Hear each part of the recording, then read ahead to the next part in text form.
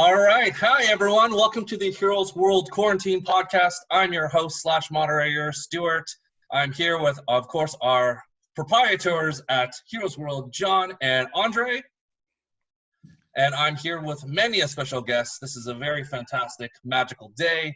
So I'm going to go around the horn and introduce everyone. Please say hello so they can, if they're listening to this in audio format, know what your voice sounds like. So I'll start at the very top. Jim? Hey, how's it going? Rob? Hey, how are you? Clinton? Hey, how's it going? And Jeff? Hello, I'm Jeff. So thanks, everyone, for joining us today. You guys, thank you for dealing with the madness. We've been talking before about this. We had some technical issues last week.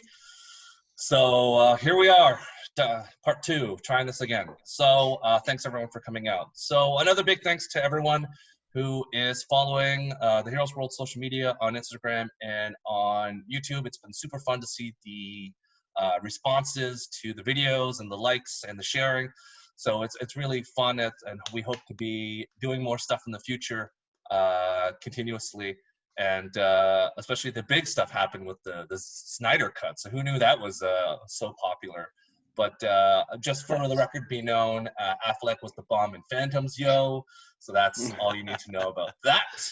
Carry on. So today we are here to do something a little different. There's so many people here today because a few weeks ago I read an article on Variety from Joe Manganiello, who you know as an actor from True Blood and Deathstroke from the Snyder Cut. But he and a couple celebrities had started a game. He got back into D&D a few years ago when his brother kind of mentioned, let's play D&D. So he got together this large group of celebrities, unbeknownst to the world, in his basement, which he is now called the Gary Gygax Memorial Dungeon. So in that, they all hang out, they play D&D, celebrities such as The Big Show, and James Gunn, and Vince Vaughn, and Benioff and Weiss, and Tom from Rage Against the Machine, which unbelievable, who also then brought in Vince Vaughn. So it is kind of a weird assortment of people that get together, and from the YouTube clips and whatnot, they all love it, and they can't stop talking about how much fun they have, and their days go by to think about what's going on. So I figured it'd be a good opportunity for us to do something similar.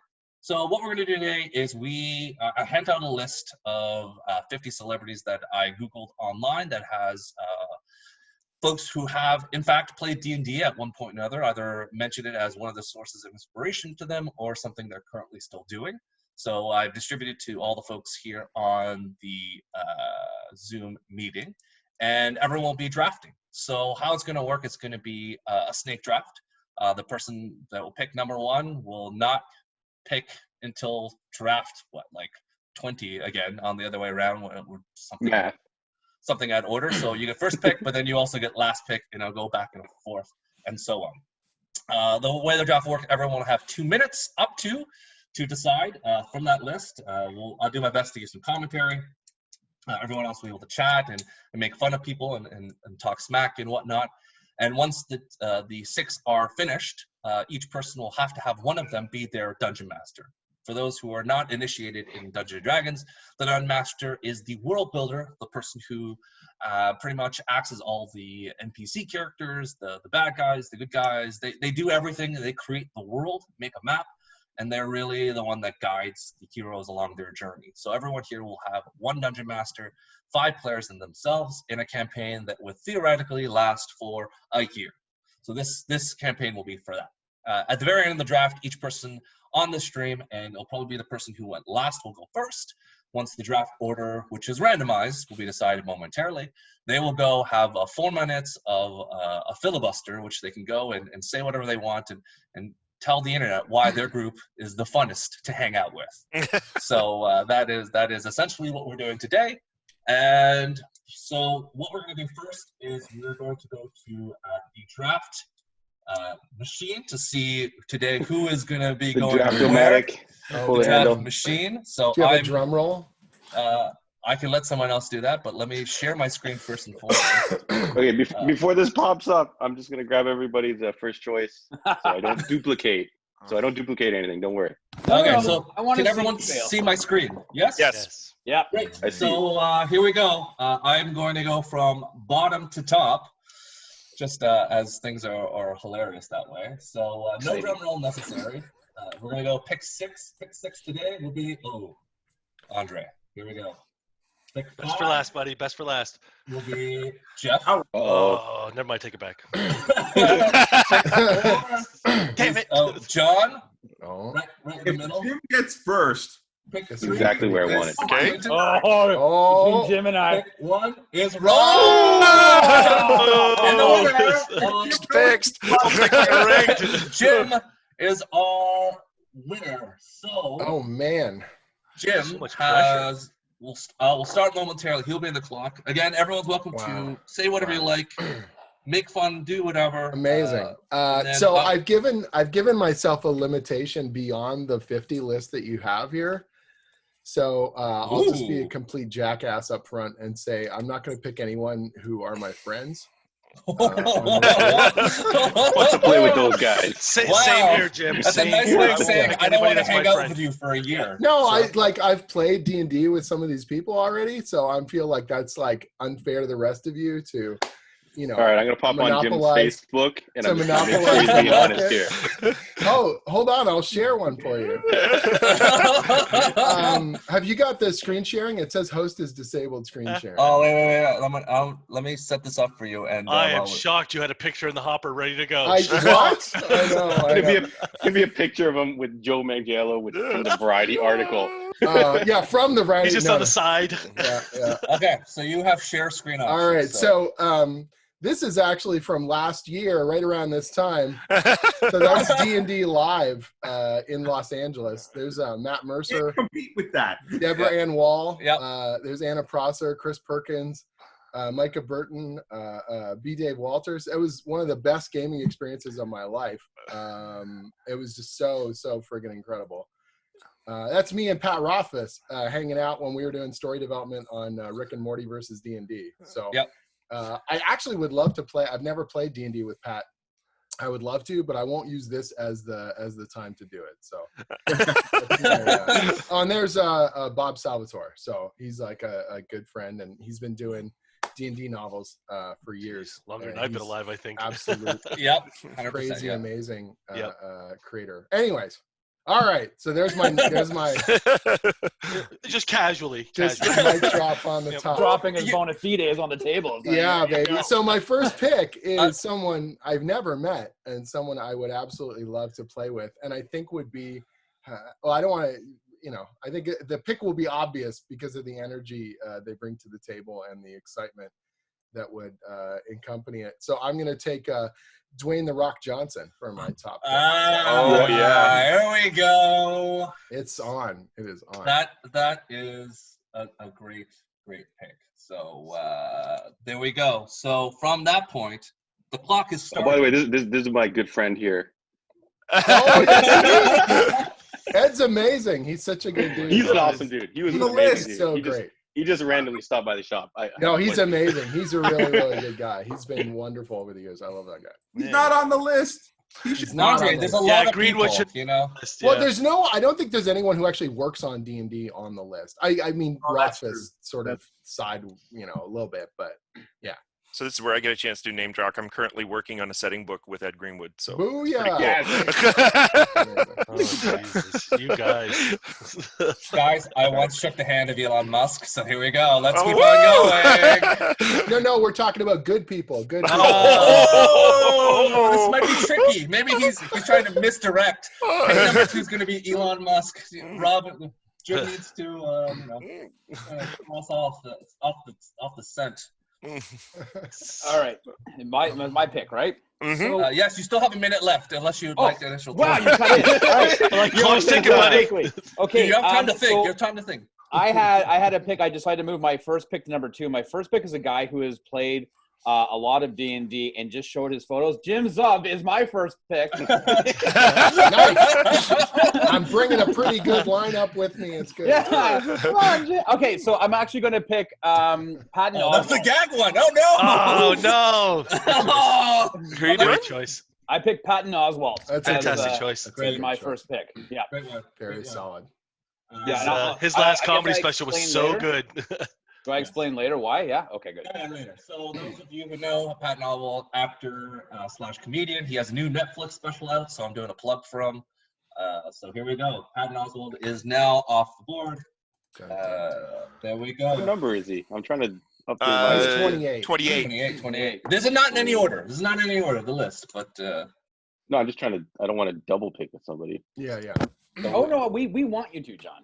so Yeah, Clinton, that's how the Oh, I mocking will. happens. Clinton is on the board. Jon Favreau, right off, Oh. because Wow, the attention here we go. detail the detail Uh-oh. that guy has. We were just the fact that the ice cream maker from Cloud City ended up in The Mandalorian just so they could prove that it was actually a safe to justify that guy running around with an ice cream maker was just too much. So the attention to detail on this on guy. The Mandalorian. Andre's gonna get really upset. Yeah. Let's say Best series ever, buddy. No. Best series ever. You know Boba Fett's coming back? All right. Oh my God. Now a 5-hour podcast. Dun. Boom. And that's it. You know, it's not Boba Fett. It's Boba Fett's armor worn by Oh. Timothy Oliphant. So when Even better. Raylan Gibbons walks in a room and justified. So this is all you need to know. Before we move on to John, as the clock is yet to start, I want to give us ask Clinton one more time to go through his cats' names. I love them so much already. Before we started the podcast / video, he's like, guys, the cats may show up, and we're all like, we love it. Okay, no problem. And Okay. I asked, how many cats do you have? He's like, 4. I'm like, please tell us the names. And I was so ecstatic, enjoyed by the names. We must document this one more time. So Clinton, name your cats for us. Okay, so I have 4 cats. I have Sir Oliver Fluffenstuff IV, Little Miss Petunia Toes, Dundas Crooktail, and Stormont Snugglebeast. Holy crap. How Who are long known did it as take you Ollie- to fill out those forms? At the It takes a while. Yeah. At Yeah. the vet, yes. Yeah. They're known as Ollie. Girls Lucy, like Harry, writing and it down, Dundas. going, Every vet must love you. What's the cat's name again? I'm looking for HR Puffin stuff. What?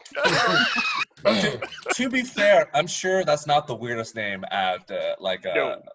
that goes to a vet. So I'm sure there's. I'm not even sure if that's the weirdest name in like this group of 6. If we really went through it. All right, John, you're on the clock. You have some time to think about this. While you're ready to go. Yeah, I'm good. I Oh. choose. Oh boy, it's gonna be Pikachu. very surprising. Tim Duncan. Hey! Wow! Number 1 pick. Wow, that's a little early in the draft, but yeah, let's go through this. Tim Duncan, of course, professional basketball player for the San Guy Antonio wins rings. Spurs. Lots of rings. Best power forward of NBA history. So Tim Duncan is now off the board. On the master list, of course, he is number 22. So All right. here we go. Jeff, you're Yeah. on the clock. What's your needs? So let's see. I have a couple I want to choose, but without drawing out too much, you know Is it what? Dan Harmon? Yeah, Is it yeah, Dan Harmon? that's one. It's Is it one Dan of them. Is it Dan Harmon? Is it Bruce Lee? Is it Bruce Lee? Is it Bruce Lee? It's definitely Bruce Lee. Is it Bruce Lee? He's the dragon that shows up in your campaign. We'll be like, Yeah, I'm gonna take Dan Harmon for my first one. I think his story building's fantastic. His kind of closed loop circle story goal is really nice, and frankly, Rick and Morty makes me laugh. So we're gonna go with that. Your background gave that away. I'm glad that Well, I had a you few brought that up. choices because I basically took everybody and broke them down into groups. So I've got like my storytellers Wow. and my role players and the people I just want to kind of hang out with and the people who I think might Don't have reveal all your strategy. on Yes, this. you're not gonna have time. And then like the people that might have like a nice house with good snacks or something, right? Or like good ambience. Oh, So I've got, and great then I rate call. everyone in Great those call. lists based on who I want to have a beer with. So the Right, couple right. at the top were kind of tricky. So I'm gonna go with Dan Harmon though. So yeah, to your point, their venue is you can play wherever you want. Yeah. Don't worry about location. We'll We're all going to play at Heroes World, right? That's right. Hell's yeah. in this imaginary world, everyone has a private jet. You can go wherever you want. Don't worry about it. We're done. All And right. also, here we I go. want before you drop, I want my name drop story to come in here. I got to be part Here of we the group. I once dated a girl for one whole date before it fell apart who went to school whose teacher was Ed Greenwood. There you go. yo, Oh! True story. what is it? Practically 7 degrees of Ed Greenwood. Yeah, That's right. That's the game. that's good. And I'm going to That's say I awesome. didn't date her because her teacher was Ed Greenwood. It was just a nice. Sure, you didn't. Mhm. Wow.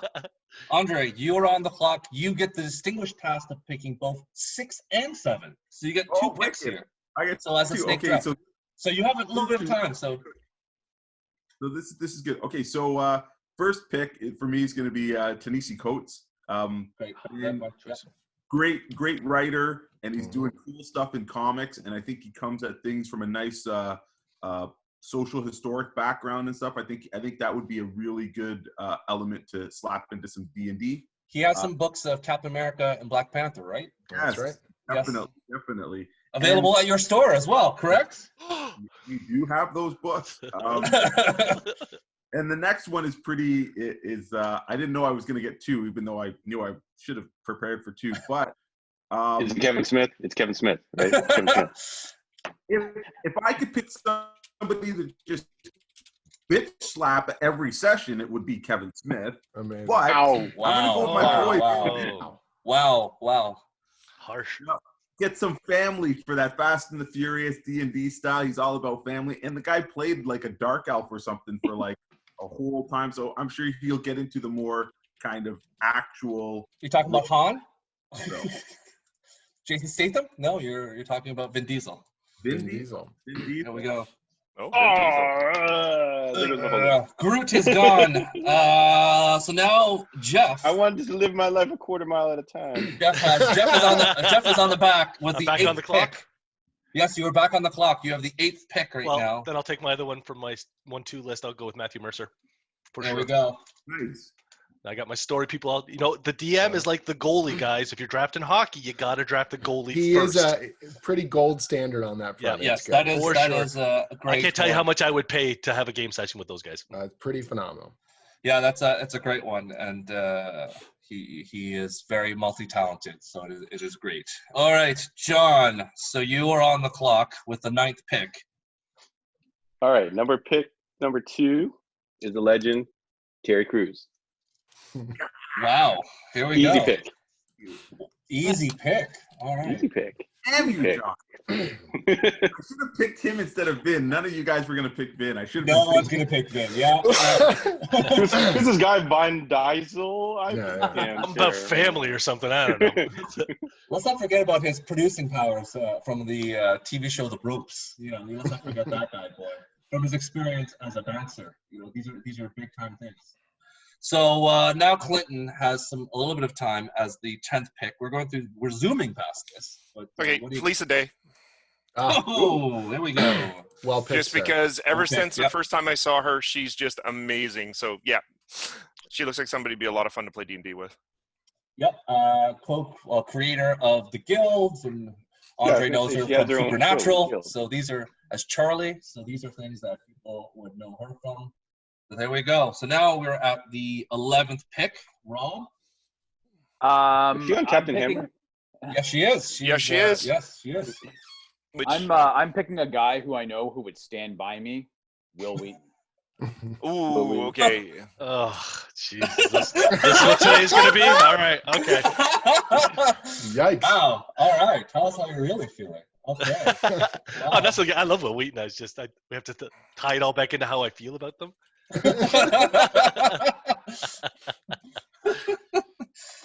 All right, Jim. You're up again. You have both the 12 and Right. 13th pick. You get the double zing. Okay. Zing. So I am going to actually take Joe Manganiello. I have never played with him. I met him. He's a really awesome, super enthusiastic. It always amazes me to see someone with so much passion for D&D that you know from other media, you know what I mean? And a lot of people on this list, they've said, oh yeah, I play D&D. Oh, it's cool. Joe is you can tell he's down. like a wild dog for in. it. He absolutely loves it. Also, that Memorial Dungeon, I just want to play there really, really bad. Oh man, Someone it looks asked crazy. him, they said, so do you have snacks? Like, what do you guys have? Like a big bag of Doritos or whatever? And he says, no, they hire food trucks to come to his house, and they get to pick food trucks for dinner with what they want to eat.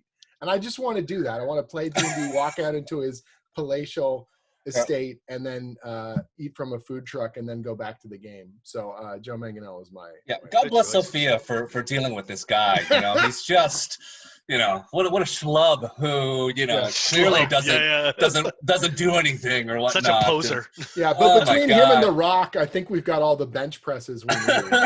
Yeah, and here's the other thing, Jim. Great observation there. You know, when it comes to not to say anything about everyone else, but he's got the merch too, so you could roll out with a couple T-shirts with death saves. Yeah, we got it all. That's your Joe. There's your plug. You can buy his merchandise. Yeah, they're really impressive. These like death metal T-shirts, but they're all done up with old first edition D&D artwork. They're really so there cool. we go. And then number 13. So I'm gonna take Aubrey Plaza because I think she just brings such a weird vibe to the table. And she would be hilarious because she would also take none of our shit. And that is a fun thing to have at the table, is someone who can just cut through and be hilarious, off-putting, strange. You want that kind of person at the table because that'll help make it memorable. Just a little pre-analysis of your team before we go over. That's a great pick. With such strong personalities like Joe and The Rock, you need a glue guy. A glue gal, as you would say. So she could be very much malleable and can do a lot of different things. So it's great. Although, you know, she didn't really do different voice acting. She pretty much is the same voice over and over. But the dry delivery. I'm sure that would be... Everyone needs a straight man. That's right. Or woman in this case. Straight woman. So there we go. No, and if everyone's being like super boisterous and then she's completely understated, I feel like that's a fun vibe at the table too. Fantastic. All right, Rob, you have pick number 14. We're zooming past this. So all right, I'm going to take a guy who has made a career out of being unofficially crowned the king of the nerds. He was a roommate to Will Wheaton, the host of The Talking Dead, Chris Hardwick. There we go. Good choice. Good one. Big fan of his podcasts, and both me and Rob love it. So here we go. Clinton, you are now on the board. Carl Urban. Judge himself. There we go. Just because if you've ever watched him, his acting capabilities are really good, and to be able to get him in there to get characterization and stuff like that, I think would be a lot of fun. And he was the only good thing about J.J. Abrams' Star Trek. 100%. No lie, I would just sit there and be like, "Can you talk like Bones for just one day straight?" Yeah, really. That's all I want. Yeah. Just like talk. Can you just do some lines for me as McCoy? Like that would record a voice message for me. So all these things I would want. So just for that alone. We're actually going to do Star Trek instead of D&D just because it'll be too much fun. Spoiler alert for the next couple podcasts. All right, here we go. Number 17, Jeff. And what to do, John? Here's before we still Clinton. Which one is this one? This is Little Miss Petunia Toes, or Missy, as her name is. 1 of 4 people. 1 of 4. Let the record be known. Not Jeff's on the clock. I think you missed John. Yeah, I missed John. Me? Yeah. Is it me? Oh, sorry. Yeah, John. Is sorry. it me? You're right. She's trying to say Stu. Is it Bruce Lee? Is it Bruce Lee? John, yeah, sorry. Oh, he's not on this list today. I choose It's Party on Time. It's Mike Myers. Oh, right on. Good one. Great one. He was on my list. I listened to him the other day with Conan O'Brien, and Mike Myers would be great. Austin Powers himself. I would ask him to do more Shrek stuff if that was just for kicks and giggles. No, kick him off my table. Out of here. No, that's it. No, Married an Axe Murderer. Get him to play. Oh, yeah. Yes. Married an Axe Murderer. To play his father. It's pretty much just Shrek anyways. It's the same voice. It's just, just how you justify it. Yeah. The Queen, the Colonel, all part of the secret society, but we'll get into that another date. All right, now we're at 17 with Jeff. Yes. There we go. All right, so I am going to take Deborah Ann Woll. Good one. Great choice. Frankly, her Karen Page is fantastic. Yeah, she has really, really embraced the D&D thing too in a huge way. She's been amazing. Like she's so passionate about it and excited about it, and she's been bringing in a whole host of people into the fold. It's been very cool to see. It's actually I had to look her up for her D&D involvement. She's got her own show that she did last year. It's really good. And she also has I've seen her a few times on both media, but she was really fun at board games too. So she's good. So on BGG, there's a site where every once in a while I stop by. I'm like, that looks like Deborah Ann Woll. I stop them. They're like, hey, this is Deborah. I'm like, oh, it is. she's nonchalant and having a lot of fun. So yeah, I totally agree. She seems like a cool person just to hang out with. But here we go. Dre, you have both the 18th and 19th pick. So here you go. You have back-to-back. Andre, surprised as always. To find When do I get a double pick? Do I get a double pick? You never get a double pick. Is that how it works? That's not, I don't understand sports. We already skipped you once. What do you want two for? I was just checking if anyone was paying attention. John, welcome. This is the moment of the segment where John forgets what we're doing. I remember. We got that checked out of the box. All right. Oh, shit, I forgot a DM, didn't I? Or did I? As John is rope-a-doping everyone. Andre, yes. Chosen yet. I'm going to go with R.A. Salvatore. Oh, this guy's written some of the best D&D novels. He's propelled Forgotten Realms to the forefront. His character of Grit, phenomenal. Yeah, so I can't believe he's not gone. The hard part is going to be having him not play Dritz. Right. That's okay. Everybody also played a dark elf named Dritz, so you're okay. That's right. That's the standard. You already have a dark elf? I thought Vin Diesel played a dark elf. Actually, just do a whole Underdark campaign at that point. All dark elves. Really. All dark elves. This would be great. Baron, You know, the story could be if your DM is basically Santa Claus has gone evil and your dark elves have to combine together to take him on. Wow. This thing writes itself. Yeah. Hey, stop drilling. You've hit oil, buddy. Slow down. I will say R.A. Salvatore is he's also one of my extremely favorite authors. I've read probably everything amazing. he's written. Yeah. But my Can I tell you joy. Yeah, hang on. Let me finish my then. Oh yeah. The biggest joy I've gotten in my life from that is that my son is now reading him. He's 10 years old and he's got the first 20 books already. Ah, that's amazing. And to be fair, Jim, it makes me really happy. Yeah, Jeff had to finish that because you're going to go over the top. Whatever No, story you tell next. So Bob and I were having dinner one night. And one day, me and Salvatore were talking, and we just drove to, you know, the No, so what happens is, and then we were talking with George During the Lucas. wedding, I was giving a speech. So we're at Skywalker Ranch. And, my shitty story about my kids reading No, books it's got nothing on beautiful. Jim. It's genuinely beautiful. Seriously, it's really great. I'm at Gen Con because Gen Con. It's amazing. It's really, really good. It's amazing. And I've been there for the last, probably 8 years. I have a booth there, and I'll sell my books and all that kind of stuff. I have to tell this as part of the story. I swear to God, it's not just because of the thing. But anyways, I share a booth with this guy Howard Taylor and Tracy and Laura Hickman, Lands creators. Right? I wish they were on this list. That's who I was know. looking to be on this Same here. They're phenomenal people. They're wonderful. So Tracy is awesome. We're hanging out. Everyone's chatting, and he's talking about, he's going out for dinner tonight with Bob. And I'm like, Bob, and he says, Bobby this, Bobby that, Bobby this. And I was like, Bobby who? And he goes, Bobby Salvatore. And I was like, Bobby Salvatore? And I said, R.A. Salvatore? And he goes, R.A. He goes, his name's Robert. We call him Bobby. Like this, right? And I'm like, well, I don't call him Bobby. You call him Bobby. Like this, right? I said, Bobby Salvatore sounds like a mobster name. I was like, hey, I'm Bobby Salvatore. You like my drizz? Hey, Bobby, we're going to do the dark elf thing here. You mess with me, I'm going to shut him out, cut your fucking throat. And so I do this little impression, and Tracy just starts laughing and laughing and laughing. He's like, that's great. You should do that for Bob. I'm like, yeah, no. There's no way. So later on, Laura's hanging out at the booth, and Tracy's like, you got to hear Jim. Jim does a great Bob. And so I do this mobster voice. Ha, ha, ha. It's all funny. We're all laughing. Everything thinks it's really great.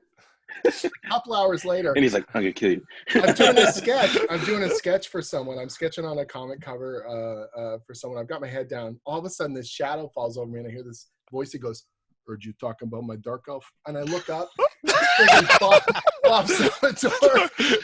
And that's how I met him. Tracy basically said, you have to meet my friend Jim. He's an author, and he does a good impression of you.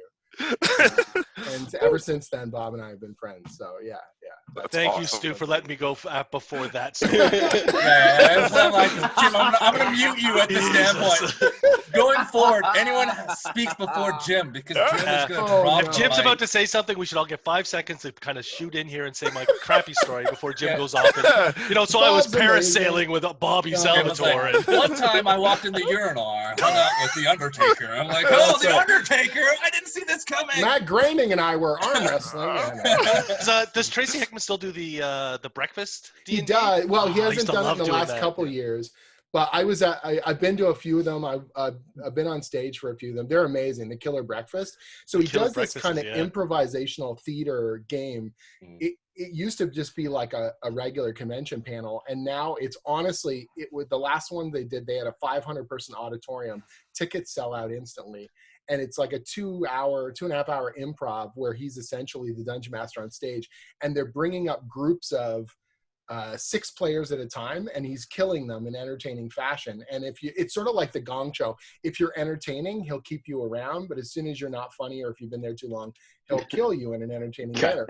And so they'll go through, out of that auditorium of 500 people, he goes through probably 60 people. And just, they come up on stage, they line up, whatever. But they'll put celebrities and other fantasy authors and stuff in the mix. So all of a sudden you're on stage with, whoever. Gygax was up there once. They've had, Bob Salvatore over the years. All these different people who go up there and do the thing. It is a scream. It's an absolute blast. And it was a real Gen Con kind of tradition for almost 20 years. Just an amazing, amazing thing to see. And so weird. And the best part is that everyone shows up. They call it the Killer Breakfast.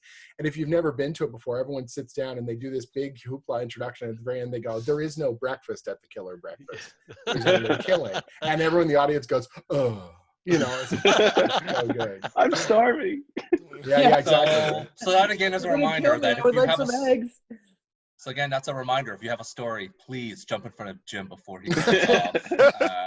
There is nothing you can say. No. There is nothing you could do. This oncoming storm is it's too much for us. All right, next in the let's. Andre, you on. have your second after that. After the writer of Star Wars New Jedi Order. So, Yes. Bobby, as we've now known to him as, right? I refer to him all as Bobby. Here we go. I can't wait to find out more random nicknames for people. Yeah. So I wanted to go with a musician just to kind of shake things up a little bit and see if they would really want to play a bard or something. But I'm also thinking who I have on the list, and I'm kind of torn because I think that Marilyn Manson would fit pretty well with my guys. But wow. We also have Gerard Way, who did the Umbrella Academy. So this is like 2 totally different things. But you know what? I'm going to go with Marilyn Manson because he would probably come dressed up. Son of a bitch. Yep. Damn. On my team. Also, Andre, you have to be confident knowing that Gerard Way is already on tour with My Chemical Romance. Marilyn Manson hasn't toured in quite some time, so he's got a lot of time to hang out with you. So you're good. There you go. Best buds. There you go. I'm sure he'd bring chips. Wow. What if he doesn't dress up? What if he comes really normal? Yeah, normal. And you're like, This is awesome. That's fine. This is where you let your hair down and chill out. Yeah. This is the. I'm sure he comes in normal with a suitcase and then he dresses up in the bathroom and then comes out ready to go. Just comes. Hey, my name's Brian. How you doing? Yeah, I know. Right. Yeah, Marilyn. There we go. So we are on the clock with Jeff. You Me have again, huh? number 20. 20. Pick number 20. Okay, so let's see what I got so far. Oh, this is coming together nicely. Don't worry, you have some time. There's no reason for you to rush the clock. No one has ever. Everyone seems to be ready to go. No one has pushed the clock to the limits. So, Except for jerks telling anecdotes. That's because we don't have. Well, so my whole goal is to find somebody that Jim doesn't know. Hang on. This is great. Oh yeah, I'm gonna take Martin Starr. Oh, Yeah, man. for sure. Boy, oh boy, that is such a great Silicon Valley. Whew. Oh well, Freaks and Geeks as well. But Well, yeah, obviously, yeah. I just finished wrapping up Silicon Valley though, so he's really fresh. Yeah, that's true. That's true. All right, John, you are here with pick 21. This is your 4th pick, where we are a little bit past halfway, so near the end. So, John, what do you got? Yeah, Andre took Marilyn Manson. I can't believe it. This is the thing about the draft. Just take his other pick for spite. He told you what it was going to be. Just take it. All right, I'm gonna pick John, don't worry. Moby. No. Let's remind you of. Wow. John, boy. remember, it's a snake, so you're going to come back the other direction. So Andre does So not. I get 2 picks, right? You get one you pick. don't. You get another pick before Andre I gets to don't pick understand again. how this works. It goes No. down, then up, Clearly, and then down. Like an elevator, John. It goes up and down. But a snake goes like this. John has Oh, never yeah. participated At one in point, sports, I should be clearly. the Yeah. Honestly, don't pick Moby, because if he's the guy hosting it, you'll have the worst snacks ever. Like, you don't want him there. Oh, I got nothing. Are you kidding me? Nothing. John, there's 30 other people on the list. Just pick one. Here he goes. There's Don't worry, John. You have all the time in the world. Gordon, No Gordon backup Joseph picks? Levitt. Gordon Oh, Joseph come Levitt. on, Oh, bro. man, that I didn't need to take yours. Leave me Gordon. Oh, man, I was so going to get him now. All right, fine. Bro, let's not forget. I'm a big fan of him since his days from Third Rock from the Sun. I thought he was the best in that show. The great John Lithgow. Paladin now. I'm waiting for Jim to give me a John Lithgow story. No, I don't know. Him and Harry came to pick me up one day. Harry. You know, Harry the Hendersons. You know? Yeah. Yeah. I'm waiting for something mythical. Him and Nice. or Squanch, the old mascot for the Seattle Supersonics. I'll take that one too. So, That's right. A deep cut. So silly question. Who did John take? John, would you like to know? Joseph Gordon-Levitt. Moby. Okay, that's what I thought he said, but I wasn't too sure. I Sorry. think he's trying Bruce Lee again. So Clinton is thinking. He has on the clock. He's December 22. Okay, so it's a toss-up between 3 right now. I'm not going to tell you who the 3 are. So, Good choice. Good. Strong starts. Yeah, so what the hell? We're going to go with Kevin Smith. Oh, there we go. Yep. Yeah, just an 3 of my all-around picks cool have all guy. taken Does really one. great stuff. Yeah. You might see the route that I'm looking at here, guys, but I'm not going to share it with you. So hey, I'm looking for a really good alternative game. So hey, this should be fun. So Yep, this is great. He is very Andre just made talented director, probably well known more for podcasting. So actually, there I we haven't go. checked out his podcasts. His podcasts are pretty good, are they? Yeah, he has a few, but the Okay. Batman on Batman is Hilarious. pretty good. It's amazing. good. Yeah. So, Cool. but he's the ultimate fanboy. He not yeah. really negative, but again, that's fine. There's enough negativity. He just loves everything and a little crass at times, very crass. A But, little still bit. enjoyable. Just a smidge. A lot of sexual stuff there. I'm like, I get it. You love the person, but simmer it down a bit. But Yeah. again, what am I to say? That's not how he made his fortune in Clerks, talking about sexual acts. So we'll continue The on. all-time best movies. The all-time best I movies. love Clerks. Clerks and we'll have Dogma back in the day. Yep. All right, Rob, you have pick 23. We still have a lot of people on the board. I'm surprised of the amount of actors and people on the board. I'm surprised by one particular person in particular is still here. I cannot believe this person's not been taken. And if I was doing this Drew draft, Barrymore, right? it would have been my Barrymore. first. That's it would have been Secret my Text. first overall draft pick. But Secret Text, yes. Drew Barrymore. I'm really, because I had 3 people. I was like, all 3 of them just went. Marilyn, Last 3 in picks. order? Yes. Moby is still up for grabs. Yeah, Don't worry. Moby's there, buddy. You're good. Moby shall remain up for grabs for quite some time. Man, Oh, come on. He'd be the ultimate evil bard. You know that, right? I don't know what But here's the thing. I mean, could you imagine him role-playing out that when he, I need to cast a spell, let me get my turntables. That's the thing, Jeff. He doesn't sing any lyrics, so he's just be playing mid samples. Yeah. Bring out his phone I'm and And I want to take Moby now. I'm gonna go with. Oh man. All right, you have time. Don't worry about it. Take a moment. Take a moment. I'm just trying We to can fill the think. silence. Don't worry about it. Jim, you have a story? No, I'm good. Yeah. All right, I'm gonna Moby go. would be difficult because how can you do in a fantasy world have a turntable? I don't think that works. It would have to be a Michael Winslow situation where you have to make all the noises from his throat. Get out of your box. Okay. Just get out of I'm your gonna box. go. I'm gonna go with the director of the upcoming Suicide Squad. Nice. Otherwise, Ah. as well as Guardians 1, 2, and 3. James Gunn. Very Great. solid. Great. Good choice. Good choice. On my list for sure, yeah. Slither. Good one. Lots of good stuff. All right. So, Jim, you have both 24 and 25. So he grabbed James Gunn, who is actually one of my hopeful picks there. Okay. I thought you were going to say, and who pulled me out of the burning car? Yeah. James Gunn, who I had brunch with yesterday. No, With James I was Gunn. driving down the highway, my tire blew. Here comes James Gunn. We didn't play D&D together, but he did save my life once. On the That's right. Tropicana bus with a bunch Still of on the bottles. list then. Saving your life is not D&D, Yeah. Jim. You can draft them. I was in line at a Starbucks, and the following Holy said crap. people. Yeah. All right. I'm gonna. Well, see, I've got a lot of actor energy, but I feel like I need a genuine. And Manganiello is a D&D nerd, but I need like the deep dark nerd. Like I need some serious nerd cred. You need your power gamer. Deep cuts. You need deep cuts. I mean, Colbert is a really, really big first edition nerd. He is like super, super down to clown with D&D and Lord of the Rings. I will take Stephen Colbert. Ah, That would have been my number one pick. Colbert. He can do the voices. He boy. can do all of it. Oh my God. Boy. Colbert, he was my next yes. choice. Damn. And just I would sit there, spend all day, every other week, trying to stump him in Lord of the Rings trivia.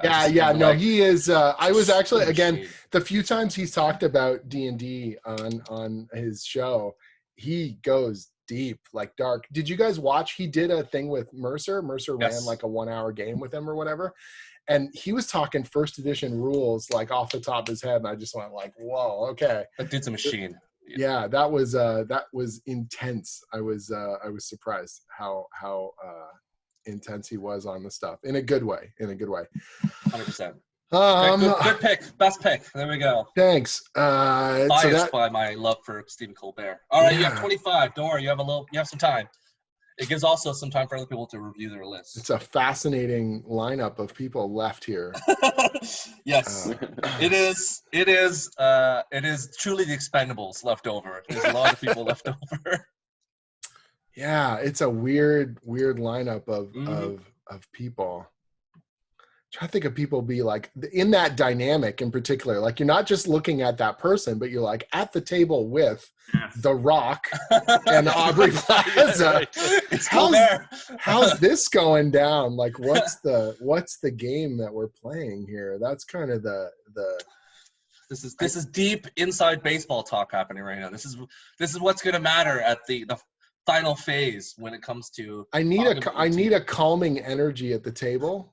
I need someone who's like got the voice and got a structured approach, but also willing to be fun. I'm gonna go a little sideways here. I'm gonna take Anderson Cooper. I knew you were expecting that. I was expecting that. I'm like, this guy's doing Anderson Cooper.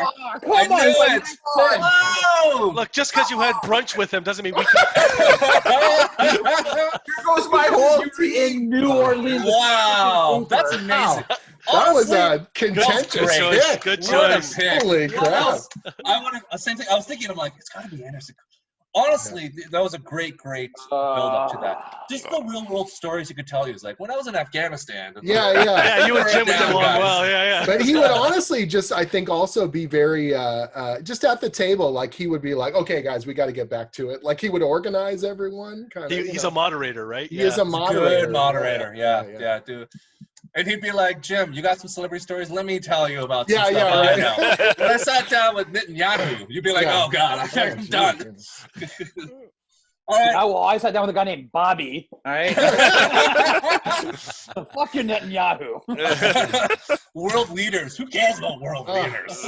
Oh, Do they play D&D? Do they play D&D? right. No, not interested. It'd be great if he brought in Netanyahu as the next guy. For I was not expecting the cries there when I called out Anderson. Like the whole room just erupted. I was like, whoa, holy Here's crap. the thing, like you were thinking, just correctly, everyone thought he'd be 5 or 6. The value of the best part of this part about the draft is finding the people that everyone is kind of looking for near the end of the draft. It's like, I'd probably get him at the last round.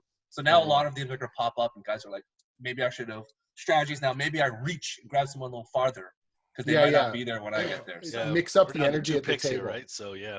this is And I've only got one left now. You right? do. So, You got the last one. So Gotta hey, John, this is what it's like to do take it sports home. drafts. You know, when you're doing sports. What's that? Sports. Okay, which not happening right now. But all right. Snake goes like this. Next time, Christ, John. next time we'll just do our we're going to put together a comic book publishing house with all of our picks. We'll just do like all right, here we go. Rob, you pick 26. Well, it's kind of funny what Jim was saying about how trying to have a well-rounded group. And I was taking a look at my list, and I have a lot of actors on here and the director and stuff. So I'm going to go I was going to go with Anderson Cooper, but I'm going to shift, kind of stay in that same different perspective. I'm going to go with Tom Morello from Rage Against the Machine. Good one. This guy is super smart, and he could probably hold his own against Anderson Cooper when it comes to political knowledge and world knowledge and world issues. I mean, the guy's he's out there always, pushing an agenda to help, underprivileged individuals across the world. So Tom Morello. You can ask some questions about Rage. It'll be great. So that's Plus, compared to Anderson Cooper, he might just like break out in a song. So that's right. Yeah, bring the bass. That's pretty fun. You don't know what Anderson Cooper can and cannot do. He might. I love Anderson Cooper. That's fair. I retract that statement. I want to be inside baseball with Zach. I say, come on, what happened when you guys broke up? I think you got to slow down because Jim is going to tell us the time when Anderson Cooper came out to his house and brought a lute out, and he was playing. Right. That's had a harpsichord. And that's right.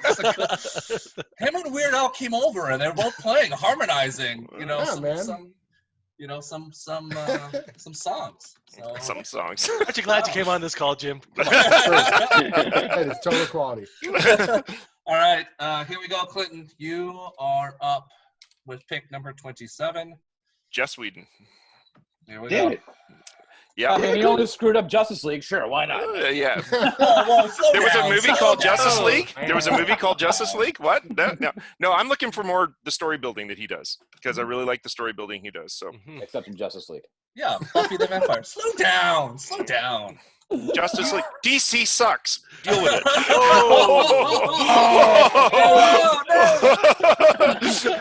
That's it. Oh no, the wizard hat. I don't have a stake in this race. Let me reiterate: the views based on people on this podcast do not reflect myself, Andre, Jim, John. In honesty, if you looked at the Heroes World campaign I ran at Heroes World in the D&D, we did a D&D game based off of comic books, and we tweaked the comic books to fit into the D&D world. And about 75% of it was based off of DC stuff because I grew up with DC. But I find the DC movies suck horribly. Unfortunately, they haven't done a good DC movie in ages. So. Thank you for that caveat. So let's bring in Joss Whedon, who really screwed it up. Go ahead. Like Zack Snyder's movies were master classes. You've seen Teen Titans go to the movies, right? Like, you have to retract that statement, right? No, I haven't. Sorry. Oh, no, you're better. Teen Titans versus Teen Titans. That's also even a great better. movie. That was a really great movie. That's my number one favorite DC You want to talk movie. Teen Titans Go? Let's do this. Yeah. On top of DC. Batman, Mask of the Phantasm. Let's not forget that bad boy. So DC does good TV series though. I will give them credit that. Animation, yes. Well, no, not just animation. The live action. I like the new Teen Titans stuff. That's actually been pretty good.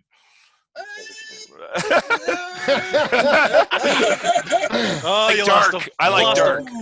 Yeah, but anyway, Umbrella Academy. We all like Umbrella Academy. Let's get it.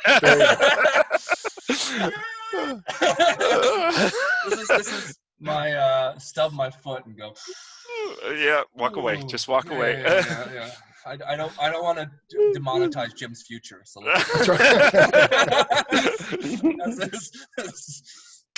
again, none of this reflects on Jim at all. So we're just a bunch of yahoos. When it comes to comic book news and entertainment companies, I am agnostic. Goes where the money's at, B. That's it. Right. Mercenary, even. Yeah. Yeah, a sellsword, as you would say. That's right. A sellsword, indeed. Sellsword. Okay, so Joss Whedon. Maybe you're thinking about him as Buffy the Vampire Slayer. Or I do have a funny Joss Whedon story. Oh yes. Awesome. We're waiting for it. Drop it. Hey, this is just before the Avengers comes out. I'm at San Diego Comic-Con, and we're in line for one of these industry parties, and the lineup is stretching down the block because you got to go through a big security check and all this sort of stuff. And everyone's milling around, and there's this weird, during Comic-Con, you see people, famous people or whatever, but usually quite far away, or they're up on a panel, or they're they've got bodyguards everywhere. And we're all just standing in line, and a woman like 3 down from me all of a sudden just screams out, and she goes, "Oh my God, it's Joss Whedon!" And I turn my head, and it's Joss Whedon, but he's just like got a hoodie on, and he's walking down the street, clearly just got off of dinner, going back to his hotel. He has no one around him, no bodyguards, no entourage, nothing. And he looks, and he stops, clearly doesn't want to be recognized. And then you can see a bunch of people like, do we approach him? And then he does this like super fast power walk, like, gotta get out of here, and just runs to his hotel. And it was sort of like, I felt bad for him because it was that weird moment of like, I'm not up for this. It's been a long day. Yeah. I don't want to do it. And you could see everyone doing the like, this could be my only moment, but that would be bad. And they're all paralyzed. And then he was gone. And there's all this sort of like, like, you know, he's not going to come over and say hi. He's not going to high five you. This isn't your moment. He went to a secret bunker meter with Bobby Salvatore. That's right. Leave the man alone. I love it. I honestly thought you were going to say I felt really bad for him as I was chasing him. Saying, I'm behind. It's me. That's right. That's you know, Jim. Such a pro move. Jim knows already that when you're that type of stature, when you're walking, he just keep constantly moving. He's like Jordan. He's just moving along slowly at the cons. Keep on moving. Don't stand still, because you do. That's when the snipers will get you. But that's why they have those handlers as well, because then the handler can be the bad guy. So they can be like, you've got to go, even though they have nothing necessarily going on. They're like, sorry, he's got an appointment or whatever. And that way they can just, you know, they can be the bad person. And the star's like, oh, I do? Oh my gosh, it's just so silly. I have to leave, you know, and they're just like being pulled away or whatever. Fantastic. All right. John, that is a nice leeway for you as you have pick 28. What do you got here with us? Robbins is prepared for what? This is gonna be this is the Drew Barrymore moment. This is buckle up, everyone. Don't take Drew Barrymore. John's like, I have 2 picks, right? This is what happens. I should have 2 picks. Now. Snakes go back and forth, right? Like this. John's thinking it's an Ouroboros, the one eating itself, so maybe that's what it is. So. It's not like you've had time to sit and think. I got nothing. Yeah. I was you sat through a Joss Whedon story. I was enthralled by the Joss Whedon story. I thought Jim was gonna be like. And then I tackled him. And the police say it's 500 feet from now on, that's so right. You know. The modern day Joel Schumacher. All right. Easy pick. Going with my girl, Drew Barrymore. Yeah. Right on. All right. Good choice. Are you serious, or is this a classic John Ho joke? Because I can't. No, that's it. Okay. All right. Why are you giggling? You got a real thing for Drew Barrymore. What's going on there? I'm waiting for the guys. JK. Next. Yeah. All right. Okay. Who hasn't told you about the part where you take someone from your crew and you insert it into someone else's? For the wrench in the machine. All right, Jeff with pick 29. Okay, 29. So we got one left after this one, right? Yeah. That's correct. Yeah. Okay. You'll be your 5th, and so now we gotta start filling in the party properly. So, that's your strategy. Oh, for sure. So I was gonna tell a great story about how I met this guy named Jim. Have you heard them? So I'm gonna name drop him. We were in like a podcast together. It was great. So good. You know what? Honestly, now our 6 degrees separation shot up. Right? It's like I basically met R.A. Salvatore now. Are you trying to tell me that Jim Zub is the modern day Kevin Bacon? Kevin Joel Schumacher. Wow. If it comes to Bobby Salvatore, yes. Yeah, that's right. My only Gen Con famous appearance besides watching like all the celebrities kind of walk by is back a lot. I used to go to Gen Con every single year for D&D, and I was walking along some of the hallways, and I ran into the guy that played Ensign. What the hell was his name from Voyager? Tom. Oh yeah. No, Kim. Ensign. Yeah, Ensign Nice. Kim. Yeah. So I steamrolled him, like Like we were coming cross aisle, and I ran into him, and he's not. I'm like 6'7", and I was probably 330 pounds at the time. I've lost a lot of weight since then, but I just bumped into him, and he flew right? Like I didn't even move. So I stopped. Oh my God, I'm so sorry. I picked him up and there was like 3 security guys on me immediately. So that's my story. So he's not here to draft. You hoodlum. Yeah, I'm 6'7". Yeah. He also That's a played small forward for the Spurs. You just don't know him and Tim Duncan. That's why he didn't choose Tim Duncan, because him and Timmy D Professional go way courtesy. back. Yeah. Professional courtesy. So Josh trying to be humble. Didn't want to talk about his championship rings. All right. So I need a moderator too. Anderson Cooper was lined up specifically to keep us on track because with the group I have, we're going to get off track. So I'm going to go with someone who's probably a little more serious. I'm going to take Andrew Yang. Oh, here we go. Yang Gang. Good call. He'll keep us on the straight and narrow. He's entertaining. He's got good stories. He probably has nice food and spread at his house. So we'll do it at his place. Nice. All right, Andre. Deer says both 30 and 31, and this is will be your final picks. So here you go. Dun dun dun dun. No pressure. I'm taking Elon Musk. Oh. Are you serious? Or Well, listen, Controversy. think about who's at my table. I'm gonna have Ta-Nehisi Coates arguing with Elon Musk. Oh my God. Save it for the wrap up, Andre. So it's just gonna be Elon Tusk. Are you guys gonna play D&D, or are you guys gonna argue about other things? That's my question. They're gonna save the world. It's an underhanded so I don't way know what to tell you. of changing the world. That's good. Yeah. All right, so Elon Musk is truly off the board. Wow. Yep. And again, I really wanted Anderson Cooper. I think secretly everyone wanted Anderson Cooper. Wow. Put your hands up. Did you want Anderson Cooper? Yes. Yeah. Yes. Trade. Get trade bait. Yeah. Everyone's gonna offer stuff for Anderson Cooper. Wow. But Vin Diesel for him. Oh God. Vin Diesel and The Rock together at the D&D table? That would be awesome. Yeah.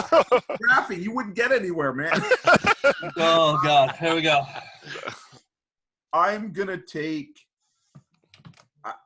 I'm thinking of party composition, and I don't have much. I'm gonna have to change the part for this guy. I gotta pick a new class, but I think I'm gonna take Spielberg. Spielberg. Oh man, that was my last pick. Who's he again? Nice. Or Spielbergo? Is that what you're taking? He's the best director from Mexico. There's a bad Simpsons joke, Stuart. I've never heard it. You're good. Oh man. No, that is Andre has completed his 6. Jeff, you are 32. Here you go. This Last is it, one, eh? John. Last one. Yeah, last one. Last one, Jeff. Jeff. Yep. Jeff. Yeah. On Jimmy Tell J. you So it's got to be someone to close the party up to bring synergy. No, we're not going to go boring. No. I've Go got big, my go boring home. people. Yep, go big. I'm taking Moby. Let's do it. You gonna do it? I got Moby. Seriously? Get out of town. Yeah. Damn. Just, hey, Bart, how do we feel about this? Pew! I'm good to go. Oh God. You're like, Here we go. So when he rolls a crit, the bass drops. Yes. Oh my God, this is gonna be such a great party. All right. Apparently, in your world, cell phones exist. So this will be great.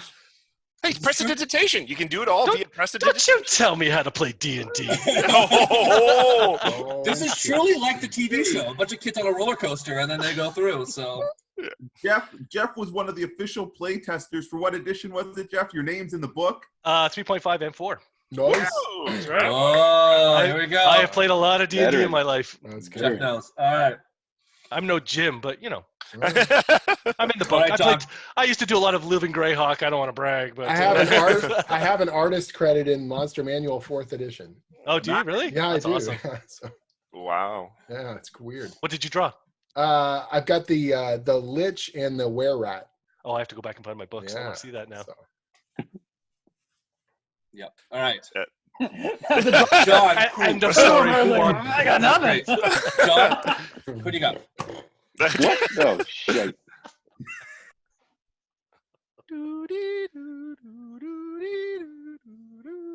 Not the pressure. Yeah, I don't want Stephen don't King. think about That sounds like a nightmare. We have lots of time. Whoa. Not if you made him the GM and you played in his Dark Tower trilogies, Dark Tower books. I think that'd be a really cool D&D world to play in.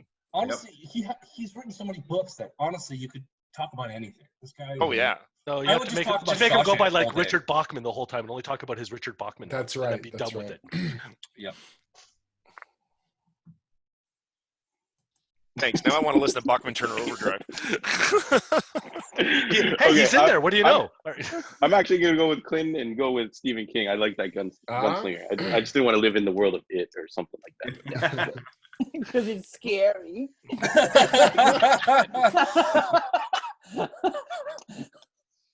Well, here we go. All right. Clinton, you're up with pick 34. Thank you, Clinton. No problem, man. So if you guys noticed, I've been picking people who both online and in their shows that they work on and stuff like that, they've got a really interesting personality. They're a little out there. They like to do stuff a little outside the box. And to just wrap that all up and bring it together, John C. Reilly. Oh, good call. I like John C. Reilly. Damn. Because that man can play anything. So I've got a really good acting crew together here. So Good call. There we go. That's I wasn't thinking. That was good. All right, Rob. You're gonna have the best team. What's that?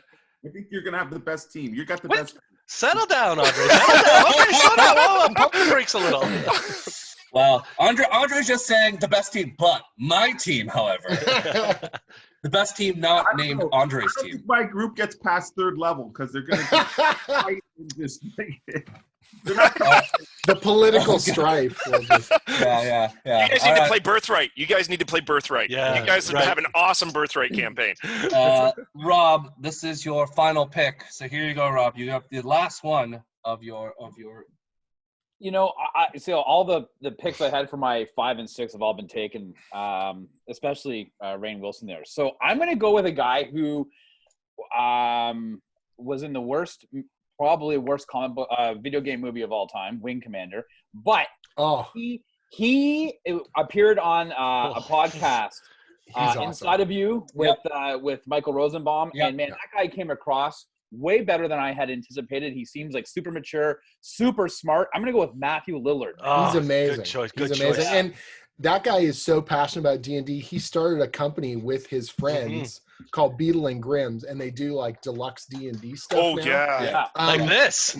That's right. It's so Here's good, a man. That's amazing. There's your plug. You're welcome, Matthew. I love you. Awesome. All right. Okay, so check this You love though. him, but not enough to draft him on your team. That's all. I knew someone would take him, so B. Dave Walters has been doing these one-on-one play sessions, and the first one he did was with Matthew Lillard. And it's like a 2.5 hour game, but they also do an interview, how you got into gaming and why you love it and stuff. Watch it. They're really fun. They're really good. And if you can't watch the whole thing, watch the last 15 minutes where Matthew Lillard talks about why he plays D&D and how it connects him to his friends from high school to this day and how important it is to him. And you're like, your respect for that guy is going to shoot through the roof. Plus, he's Shaggy. What the hell, man? It's awesome. Yeah. Dude. I was gonna say I had Shaggy written down. I'm like, why this guy got Shaggy? this guy written down plays next to his D&D name? too? Get out of here. Shaggy. Let's not forget his titular role as a serial killer in Hackers. Yeah, Here Hackers. we go. right. Hackers. That And was then good. he Oh my was God. another Sue in Scream. So there's another one. I feel like he would be a real cool guy to play D&D. No, he is awesome. He is such a nice guy. Yeah. He seems like a very well-rounded individual now. Like Well, those wait, Jim, do kits you know from him? his store are fantastic. Like the You quality do? that comes in. I met him, Can you tell him I picked him then? Yeah, but he doesn't. Tell him he was 6 out of 6. Just tell him I picked him. Jim, No, I tell met him. Moby. Jim, Yeah, tell tell him Moby. he was 6 out Tell of 6. Moby. That's great. Yeah, but guys, the final pick is Dude, not the I right picked him. pick. You were the linchpin of this dude's strategy. We're the second last person in this draft. Wow. This Harsh. pleasure now, Yeah, as it's the perfect, anchor. goes to Jim. The final pick in our D&D Gary Gygax. So I was a Celebrity little I was a MC. little worried because you guys, there's literally no other women left on the list, and I was like, man, there's so much big dick energy all over this thing. Yeah, there's a thought there about that. And I was like, God, I was gonna take Drew Barrymore because Audrey Plaza. I have Audrey Plaza, like, thank God, like, but I just felt like we needed to equal things up a little more, but that wasn't possible here.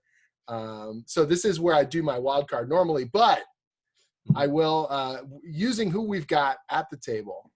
It's a tough choice, but what I realize is probably the median age of the people at my table is on the older end. I don't want to miss out on the kids.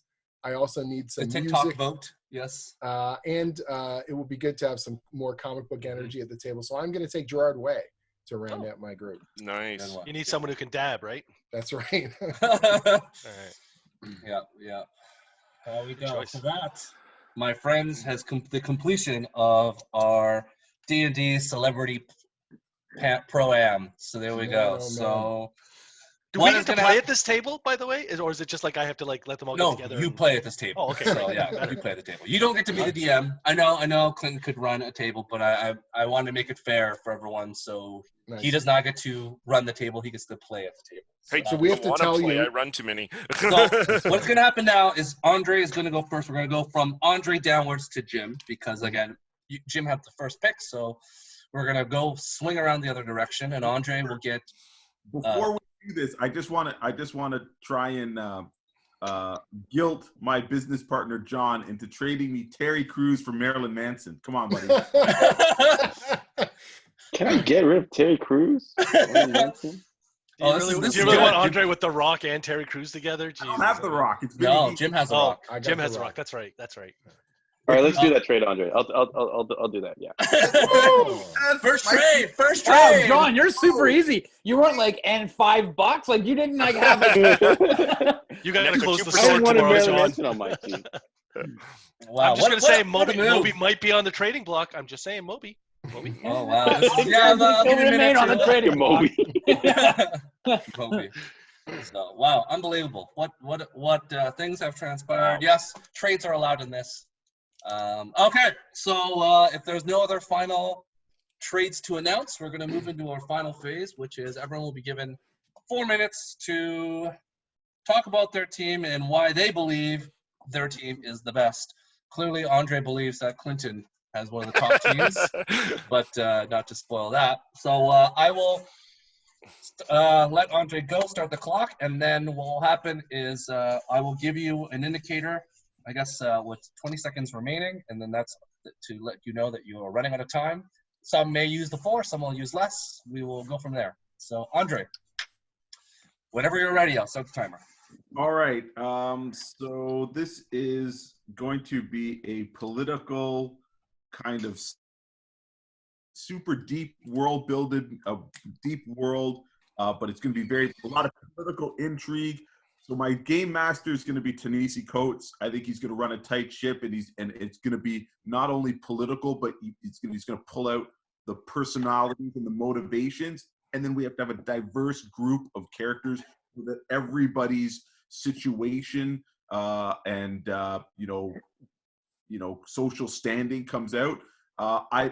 When I'm picking a D&D group, I have particular classes that I always want to be there in a group. So Paladin is a must. I always play Paladin myself, or something that's, generally like that Jedi type of character. So that's why I wanted Terry Crews, man. He's the Paladin, right? Terry Crews, right? He's a good guy. Next up, every D&D group needs a magic user, somebody who can alter dimensions and make the world just, power, right? And that's Steven Spielberg, man. Magic, right? Elon Musk, he's playing my artificer. Anything needs to be built. Any traps need to be disarmed. Boom, that's our guy. Next up, of course, Vin Diesel, right? He's gonna play the rogue, right? So that's pretty easy, right? So maybe he'll be a dark elf as well. He'll bring back his character, and he'll get along with the ranger and R.A. Salvatore. It's too much of an option to not have Dritz in my game. So that's my core. I don't know who I'm going to play since I gave up the paladin, and I really like that. But Cleric, I'm buddy. sure I could come Cleric. up. Oh, we always need a healer. You know what? I was thinking cleric, but I don't Hey, think Warlock. but I would probably do some other type of fighting class or something, or I'd multi-class and fill a role. My current main character that I'm playing in Pathfinder is a Catfolk Inquisitor, so maybe I would do something like that. Cool. Hey, Andre. In terms Andre. of, Oh, sorry. go ahead, Clinton. In terms of, go ahead. Sorry. So just so you know the Warlock, you can actually take the ones with the God, my brain's not working. But you can actually get the weapons where you can call the weapon out of nowhere. Right. One of the games I'm playing in currently, we got a guy who's doing a Jedi Warlock, and when he calls it up, it's his lightsaber shows up suddenly. He turns the lightsaber on, so it's pretty cool. So I was thinking of you when I saw that. So Nice. anyway, It's just a painted shillelagh. yeah. Nice. And then as Jeff brought up, where are you guys playing? What is the location that you guys are going to be meeting up? Oh, you know what? Now that okay, so I've got two favorite D&D realms outside of the main realm. I really love Eberron, so I would probably set this in Eberron because it's city, and there's a lot of intrigue. There's a lot of like, it's Dragon Mark and the houses, and there's a lot of stuff you could do. Now, they haven't re-brought this back into the new edition, and I don't think my group would play really well in it, but I've always been fascinated by the Dark Sun realm. It's so good. And that one, because there's no magic, so I'd probably have to change up a little bit. But that one, I really like the your weapons and armor are made from animals. Metal is super rare, and magic is super rare. So actually, it would be pretty cool transporting the people from, say, Forgotten Realms into Dark Sun, and all of a sudden they've got like plate armor and stuff, and they're casting spells, and then all of a sudden they're seen as the bad guys. They're like, oh my god, these guys all have metal, and they're casting spells like it's nothing, and magic was the demise of that world. So that might be a cool play to really see how our party. Yeah. Okay, Andre, you are slowly coming out, and I want to ask you two questions before you jump in. What? So it's great the location mythically where you're going to play. What edition or which? Sorry if I missed it. Which edition of D&D? What are you playing? What version? I assumed we were playing current edition. You can pick whatever you want. So you know what? I really liked fourth, so I'm going to pick fourth because nobody else will. Okay, you can do that. And then finally, happily you can do that. Yep. All yours, buddy. You can draft that one. And then everyone can pick whatever edition. It doesn't matter. It's not like Andre B demo. And then finally, last one, real world location. Where are you guys meeting up to play on your weekly D&D? Man, I gotta say Steven Spielberg probably has a wicked place, or Elon Musk is gonna build us a fucking space station. You're playing Mars. Or whatever. Yeah, we'll play. This is truly 30 seconds to Mars here. So there we go. Okay, thank you, Andre. So next we're going to go to Jeff. Jeff now has 4 minutes on the clock to go through this. Jeff. Okay, so I'm not, I've played a bunch of really serious D&D campaigns. Sorry, Andre, that's not my style usually, but they're fun sometimes, but I like mine a little more loose, a little more free with the jokes and the goofing off. And actually, that's specifically why I took someone like Andrew Yang, who was, let's get us back on track, because I have a real tendency to kind of off into the bushes with something, and then we don't come back for 30 minutes. So I don't know if you guys play like that, but that's my style. So I originally was going to do Dan Harmon as the DM, but then I picked Matt Mercer. So, go through the list. Good choice. Yeah, Matt Harmon's going to make you do some effed up stuff. Matt Mercer, Dan Harmon, Deborah Ann Woll, Martin Starr, Andrew Yang, and of course we close off with Moby. Good one. Yep. So that is the linchpin operation. So it all came down to you, Moby. Yeah. I think I'm going to change it up a little. I'm going to dip into a little D&D cred here. I'm going to run a Western Reaches campaign. So the story behind Western Reaches, for people who don't know, Jim nods, so of course Jim knows. Yeah. You probably met the designer, yeah? No. No, I am the designer. Yeah. So the Western Reaches is kind of more like a one-off D&D where the drivers are more of the agency of the play, of the decision of the campaign. Mm-hmm. So they would, and then there's like missions that are in the inn, and you pick one of those missions, and each of the missions only takes one play session generally. So you go out into this darkness in the woods that are right on the frontier, you do what you need to do, and you come back, and that maybe unlocks more adventures and more things you can upgrade in the town. That sort of, so basically, especially busy people like these 6 people, they probably can't make every adventure, so you only have to show up inadvertently to do these adventures. And the other good thing about that is you switch DMs. You can switch a DM anytime you want now, because anybody can run an adventure. So now I have 6 DMs to work with, I guess. And if they let me, that's 7. So that's my plan for that. I think I'm going to run it in Eberron, the ruins of, the hell's the name of that? Zalthar, I think it is. Anyways, there's like a jungle area in Eberron that would be perfect for it, which I've been kind of planning already to do as a D&D adventure. So this works out great. And so I think having all those people there, I've got some real fun people. Some people I think are really going to joke around. I've got a real couple of serious deadpan people that can keep it straight and upright character. And I got Moby. So I think I think everything's here. In terms of location, where are you guys going to play in the real world? Like in the real world, sure, it's Moby's house. Moby's house has got to be awesome. The lighting and it's not, every time he rolls a D. D20, the lights just go up, and it'd be great. Actually, you know what? Machine starts. And I'm fairly certain he lives in like a really small studio place in like New York.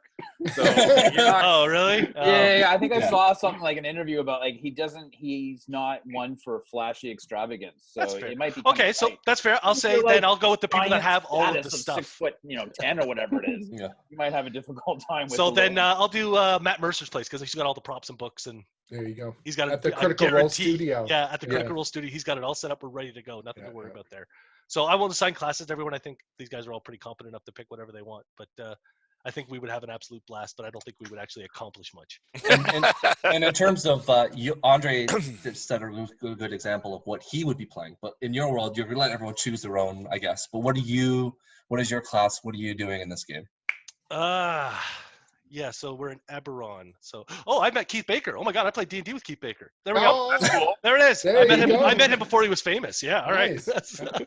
Keith's awesome. That's great. Keith is a great guy. So, sorry. I would probably play. I usually play Wizard, so I'd probably play something in the back so I can coordinate. Got it. All right. Well, thank you. That is perfect. All right, John. John is up. Let's buckle your seatbelts in, people. This is going to be it. I want to hear how Drew Barrymore gets into this. Let's do this. Oh, boy. No. Okay. David Letterman's desk. Okay, so first off, Stephen King is the DM. If anyone can name what of his franchises that I'm going to base this off of, or Joseph Levitt. No. The answer is Shawshank Redemption. That's thinner. All thinner. Stephen King. Misery. Yeah, it's all misery. All-time classic. Marilyn Manson's going to fit right in. His greatest movie of all time, Lawnmower Man. Oh, awesome! Awesome! Wow! It's the one movie that he actually does not want his name associated. Yes, it is correct. I'm gonna make him do it now.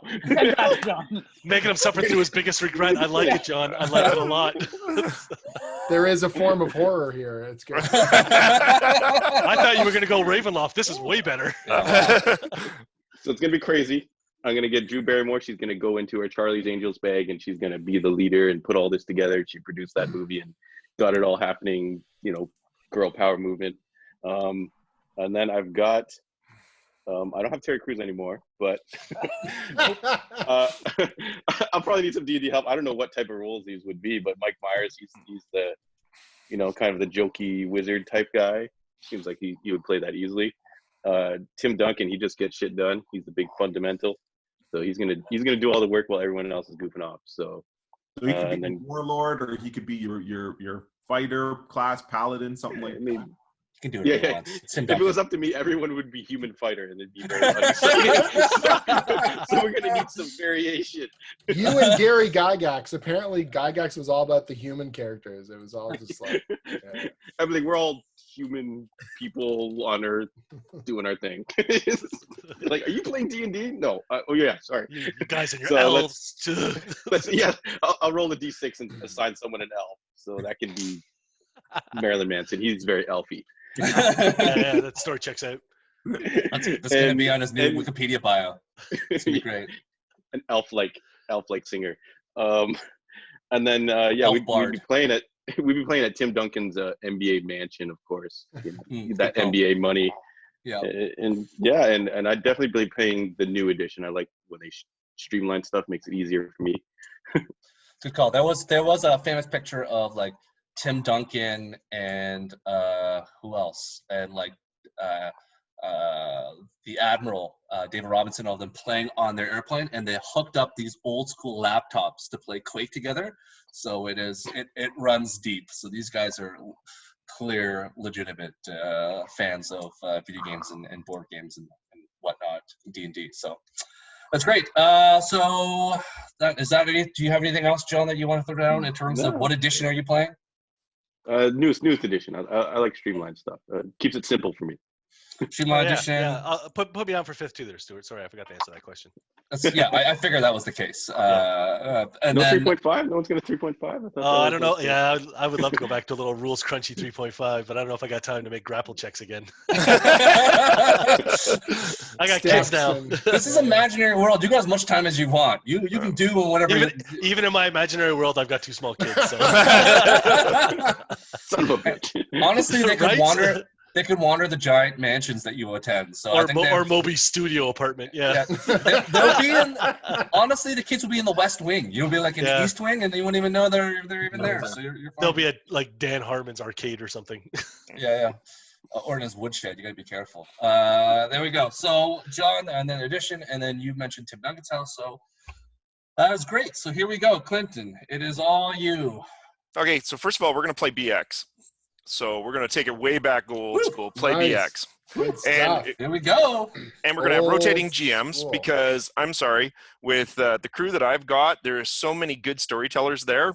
You just got to go with having everybody to have a chance. We've also got a lot of people who are very outside the box, very creative. So we're going to create our own homebrew world to play in because you got to think of the kind of world that Joss Whedon and Kevin Smith and Felicia Day and Jon, Favreau, they're going to build a world that's just going to be amazing to play in. And you've got everybody in the group is serious, but they've got that little bit of comedy to them. So it's going to be a really cool game that's going to really draw you in. You're going to be really fascinated. Everybody's a director or an actor, so you're going to get that cinematic feel of the movies every time you play. You're going to look forward to every gaming session. It's going to be like, wow, I got to go because this is going to be phenomenal. And they're all people who know how to work with other people and keep people inclusive and to make the game fun. So it's going to be a hell of a cool game. Me personally, what would I play? After we figured out what the world is, I'd pick from there. I'm more of a person who likes to play rogues, fighters, rangers, that sort of things. I've got a halfling barbarian that thinks he's a rogue that I've always wanted to try playing. I would love to try that. But overall, I think it would just be one of those games that you look forward to every week. Where would we play? If we play at John's place, the cool thing about that is he has got in his basement, if I remember correctly, a complete studio. I'd talk to him. We'd probably blog this as well, or we would do it on stream or Twitch or something like that. We'd stream it. So, yeah, I think it would just be an all-around cool time, and it would just be one of those memories that you would always have. So, there you go. Can you? I didn't know John had something cool in his basement. What do you got in your basement there?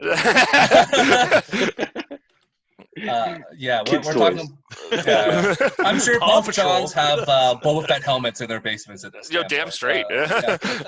Clinton, one more time, please.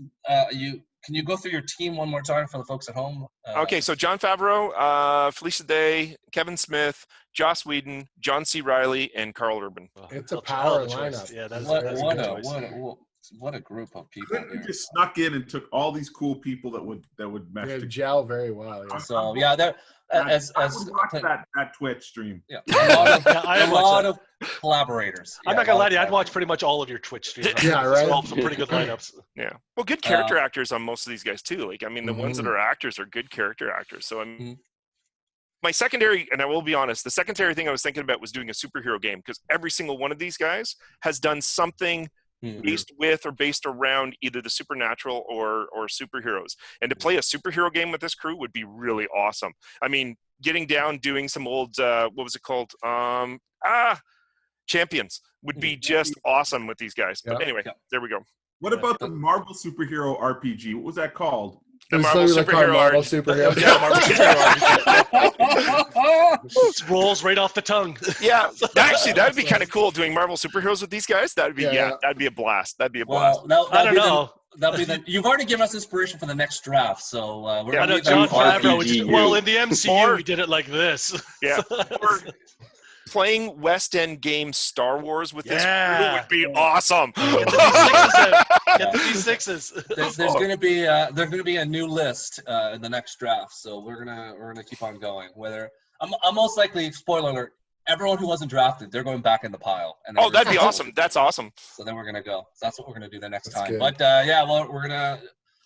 All right, perfect. Thank you, Clinton. So Rob, no problem. It's now your moment. Don't you dare take my lawnmower idea. You can do whatever you want. Lawnmower man. As for any idea, John, don't worry.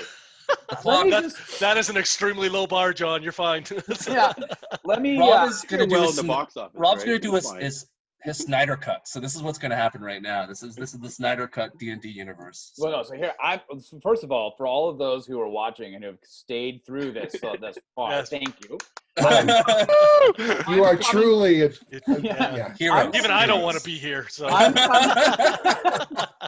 I'm coming from the aspect of a guy. I respect people who have played D&D, but I never grew up with anybody. I grew up in a smaller town. Nobody had played D&D at the time. They were really into cars, and then Nintendo hit, right, in like the 80s. So I've never played. I'm very well aware. I watched the cartoon in '84 on Saturday mornings. I've always respected it. It's just I've never had an opportunity. I kind of feel like Chevy Chase. You love the movie? Playing, right? Oh no. So so for those of you who have never played it, hopefully you can relate to why I picked my selection. So I've got Patton Oswalt, Will Wheaton, Chris Hardwick, James Gunn, Tom Morello, and Matthew Lillard. It's a good lineup. You sneakily added in two best friends. So let me just say one thing. You added Chris Hardwick and Will Wheaton, who are best friends in real life in this game. Yeah, and they lived together during college. So I've actually put Will Wheaton as the game master. Oh, that's awesome. I think that first of all, he's a huge tabletop game guy. He's got that YouTube channel. He tested a lot of those tabletop games. And I think his cadence and his storytelling would fit really well with a game master. I picked Patton Oswalt, and I'm going to tell you why. These are all people that I would love to hang out with because I want to pick their brain on things. Patton Oswalt has an epic Parks and Recreation 10-minute rant. Yes. I was wondering if someone's going to bring that up. The filibuster, yes, the filibuster. The filibuster rant. And even listen, Patton Oswalt is a massive comedian. He's very funny, lots of movies, but that defined, I think, the beginning of his career explosion. Right? I mean, he was there before, but that really put him into the stratosphere of pop culture. Chris Hardwick, everybody knows Chris Hardwick based on his television appearances, the game shows that he's done, and The Talking Dead. James Gunn obviously needs again, these are all individuals who, think about it, you have an opportunity to hang out with these people and just listen to their stories. It'd be like hanging out with Jim Zub, but times 6, right? Sure. Oh my God, 6 Jim Zubs. Yeah, oh, baby. James, you're getting chopped and busted. I have good. Tom I deserve it. Morello. I have Tom Morello on my list. I want to know all about like his rage time, but also about his audio slave time, right? Like I want to know what that was like. Like I was working in radio at the time when Audio Slave hit, and these guys were like huge, right? So I love that. And Matthew Lillard, again, what I had said before when I picked him, he really impressed me with just how down to earth he really seemed on the podcast and whatnot. I'm picking these people because I think it would be awesome to hang out with, and if it's going to be awesome to hang out with, I want them playing at my place. I want them coming to my house for 1 year. Every week I have these 6 powerhouses coming to Cadet's house, and like all of my neighbors and friends would be like mad jealous. I don't want to go to anybody else's house because I'll be like the guy from Weird Science. Like, I have a girlfriend in Canada. No, you don't. Okay. I'm not. Oh, there would be pictures. Where's Rob hanging out? No, everybody's coming to my place for a year. That's good. Nice. So, good. Do you still have the helipad there? No. They can just drive up like everybody else does. Limo parking in the rear, please. They're just like us. Here we go. And so that's what I'm doing. I'm picking it from a fan perspective of a guy who's never played, and all of these picks have all played it. They would school me on it. They would teach me. I would learn so much about their profession, about the game, and that's where I'm coming from. So those are my picks. Fun party makes a fun game. D&D is all about. Yep, a fun party will fix all problems. In terms of, I'm the layman guy. There you go. As you're a new, are you going to play the current Dungeons and Dragons, or are you going to go back to old school? Like, what version in your mind do you want to play? You're brand new, so you should go right to first edition. Try it right from the beginning. That's not how this works. Phone a friend, and I'm going to say, hey, Jim Zub, since you've played with all of these people, who would you select? The phone of celebrity. And he'll tell me who it is. For what edition to play? What edition to play? Genuinely, so I played every edition of D&D. I started playing when I was 8 years old. And I do think that 5th edition is one of the easiest ways to get into the hobby. I feel like it's really well tooled. I feel like it's kept enough of what makes D&D great while also moving forward in terms of some of the more modern design conventions that work really well. So yes, Yeah, I do a lot of work for D&D, but I'm the best part about fan. D&D of that is the source book limitations, right? Like there's no, like Yeah. 4th edition had a lot of glut of Yeah, the yeah. I second feel player's like handbook they and the third learned a player's handbook. lot. There are, when I read 5th edition, there were rules in there. The minute that I read them, I said, why weren't these always a part of the game? Like that's how instantly I knew they were really great choices, really smart design choices. So I do unequivocally, I think that 5th edition is a great way to start. I think it's the right edition to jump in with. And the fact that the community is now literally bigger than ever. D&D has never been as large as it is now. You'll be able to find so many resources and so many great things about it. And it's kind of what people expect at this point, but not in a bad way. It's in all the right kinds of ways. So, perfect. yeah. So as a newbie, then yeah, the 5th edition is where you want to go.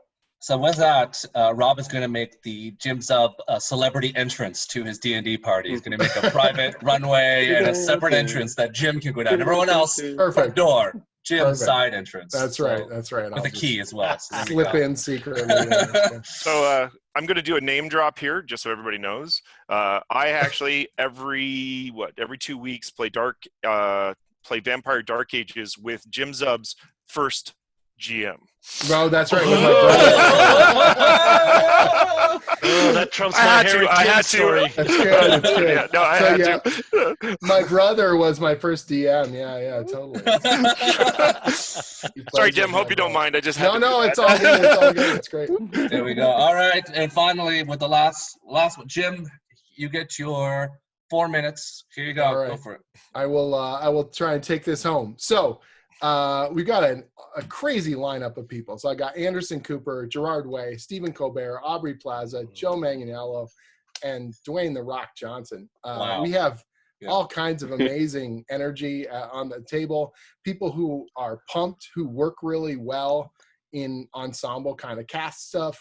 And then you have this, I think, unifying force of Anderson Cooper, not just because you guys all wanted him, but also because he is our dungeon master, because I think he's authoritative. Whoa. And I think he can bring this. He actually is far nerdier than I think people realize. That conversation he did with Colbert, and now who's also at the table, I think revealed how much of a fanboy Anderson Cooper is. And so I feel like he would he's a journalist. He would put in the time, he would put in the energy, he would be organized. The game would run really smoothly, but he would also know enough to be in, leave moments for people to get creative and to do crazy stuff. I would want us to play an updated 5th edition version of Planescape. I feel like Planescape is one of the best editions, game settings ever, because it kind of connects the multiverse of D&D. It opens up some of the weirdest possibilities, and that would allow someone like Aubrey Plaza to just get weird and take us in strange places. For my lineup, I've got Anderson Cooper as the DM.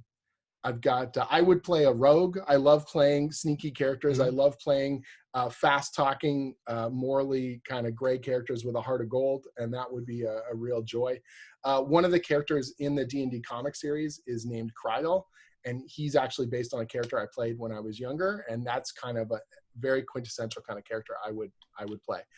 Gerard Way would be our necromancer. He would bring this sort of dark energy to the pool, which I think would be a lot of fun. Colbert would be our bard, but very much in a performative nature, not necessarily a musical nature. I think he would be really fun to have almost as the party leader, but in a bumbling kind of way where he can't control us. And he's sort of, ostensibly, he speaks for us when we go into town or when we go on adventures or negotiate things, but behind the scenes, we're causing all sorts of trouble that he's having to try and clean up.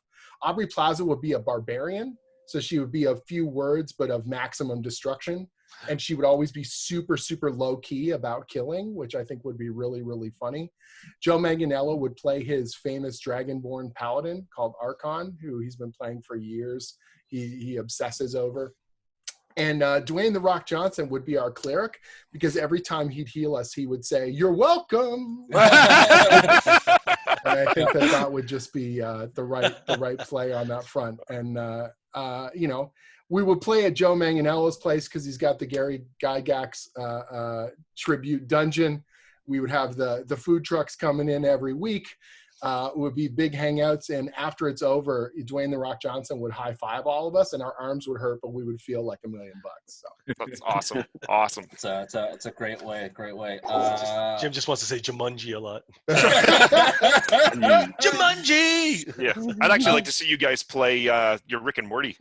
Oh my God! Yeah, the Rick and Morty, the D&D versus Rick and Morty campaign. That would be good. That is in the hopper for my home play. So yeah. And before we go, I forgot to mention, Rob. What class are you going to be as your first time playing D&D? Do we have a suggestion for Rob? Oh. Who should Rob be on his first time? If you Go fighter. Human. Human fighter. I don't know how to Do you have your father's longsword? The mayonnaise of creatures, the human fighter.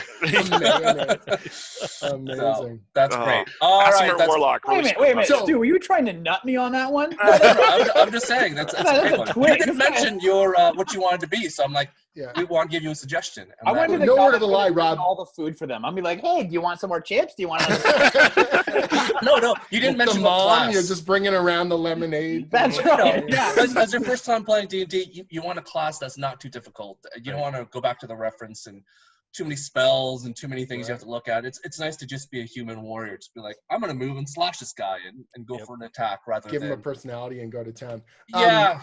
So Rob, you've never played D&D. Genuinely,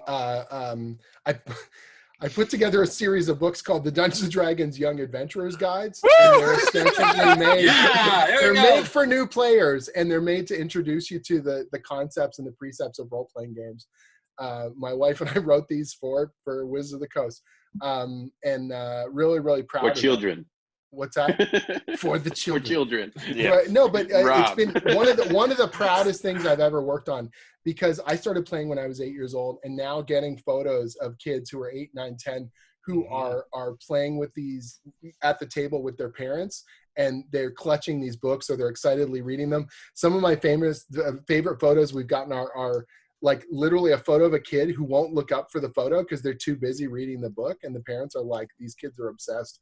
This is the best thing. So, That's cool. Okay, but cool. we've heard from a lot of adults who have said that they've used it to introduce adult players because it's a real eeasy way to, it's not rule centric at all. It's all about, here's how you tell a story together, and here's how we all, collaboratively work to play the game. So yeah. So here you Anything go, Rob. that's just lower the ramp to get people on board, I'm Yep, 100% on board with. It's Well, been I awesome. guess They're now, would be a great time to do it with your kids. yeah, absolutely. So we've Because already no matter done it, where yep. you are in most of North America, schools pretty much, there is no more school for the remainder of the year. So we're all home. So now I guess would be good. So I will look at trying to maybe pick those up because How old are your kids there? my son is 11 and a half, and Nice. Perfect time. my daughter is 8 and a half. Or almost That's literally 8 to 12. Yeah. No word of a lie is exactly what those are built for. There's also a bunch of adventures now that I use with my kids to get them into it. They're called like the Heroes of Halcyon.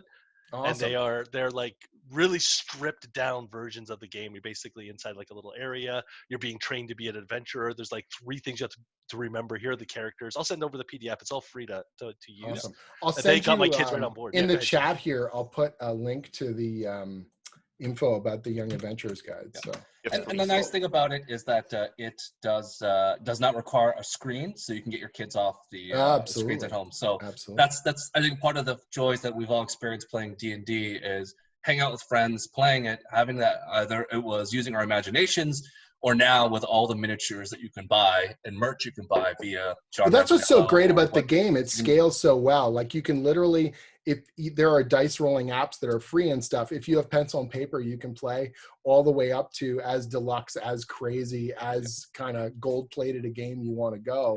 D&D scales phenomenally well. We would play, one of the weirdest games of D&D I played when I was a teenager, we got caught in a rainstorm. We ducked underneath underneath a bridge and folded out a pizza box, and we played D&D in the middle of the rain.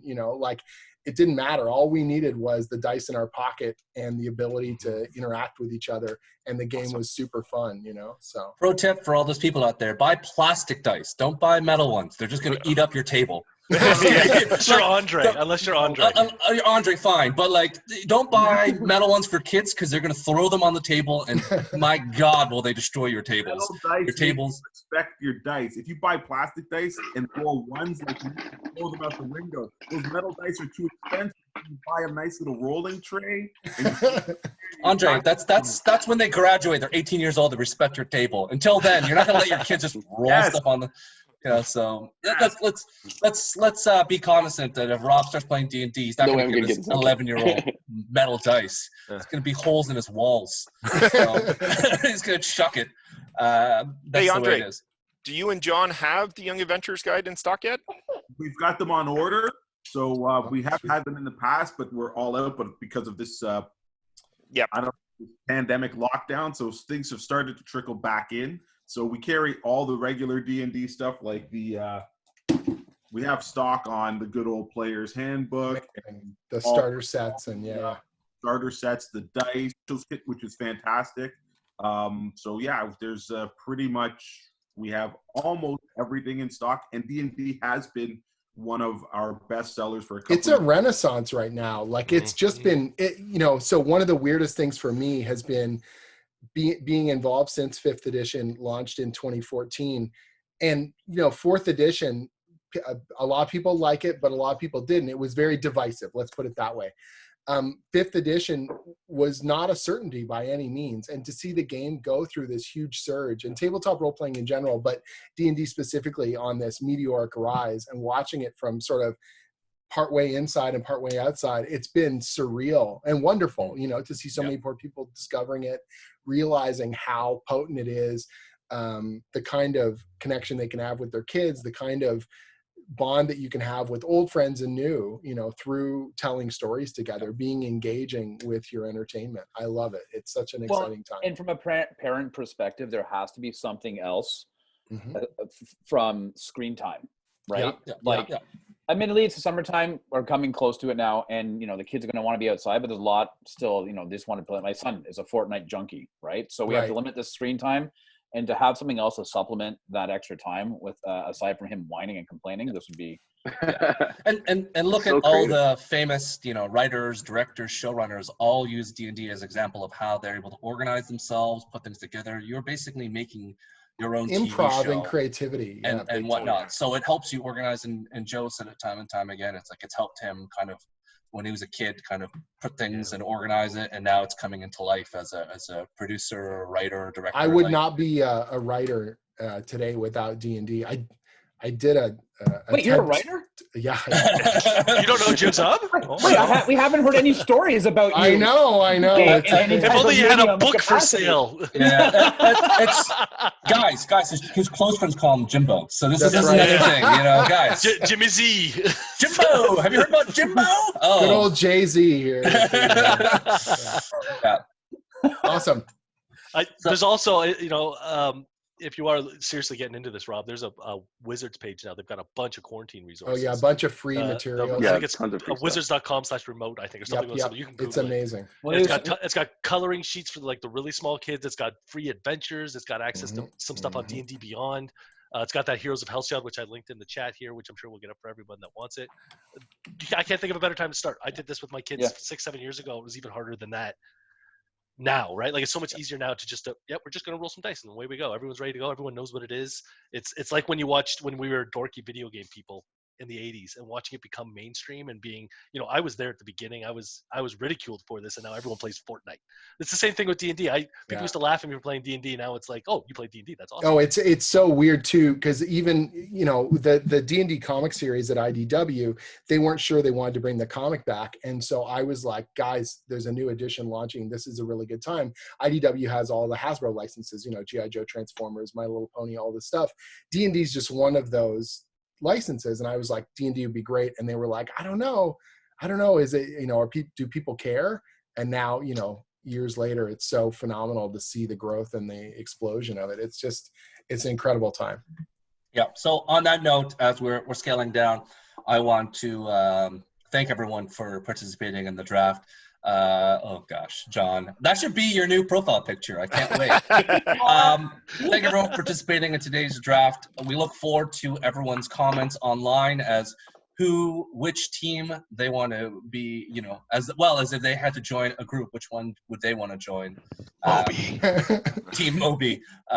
So anyways, we're gonna post it all up, and then John will put the references as well, so all the links in the chats. We'll definitely put that up onto the YouTube as well. So before we leave, I'm gonna do a roundtable to let everyone do a little bit of a plug about where they can find everyone. Jim's on the new Conan.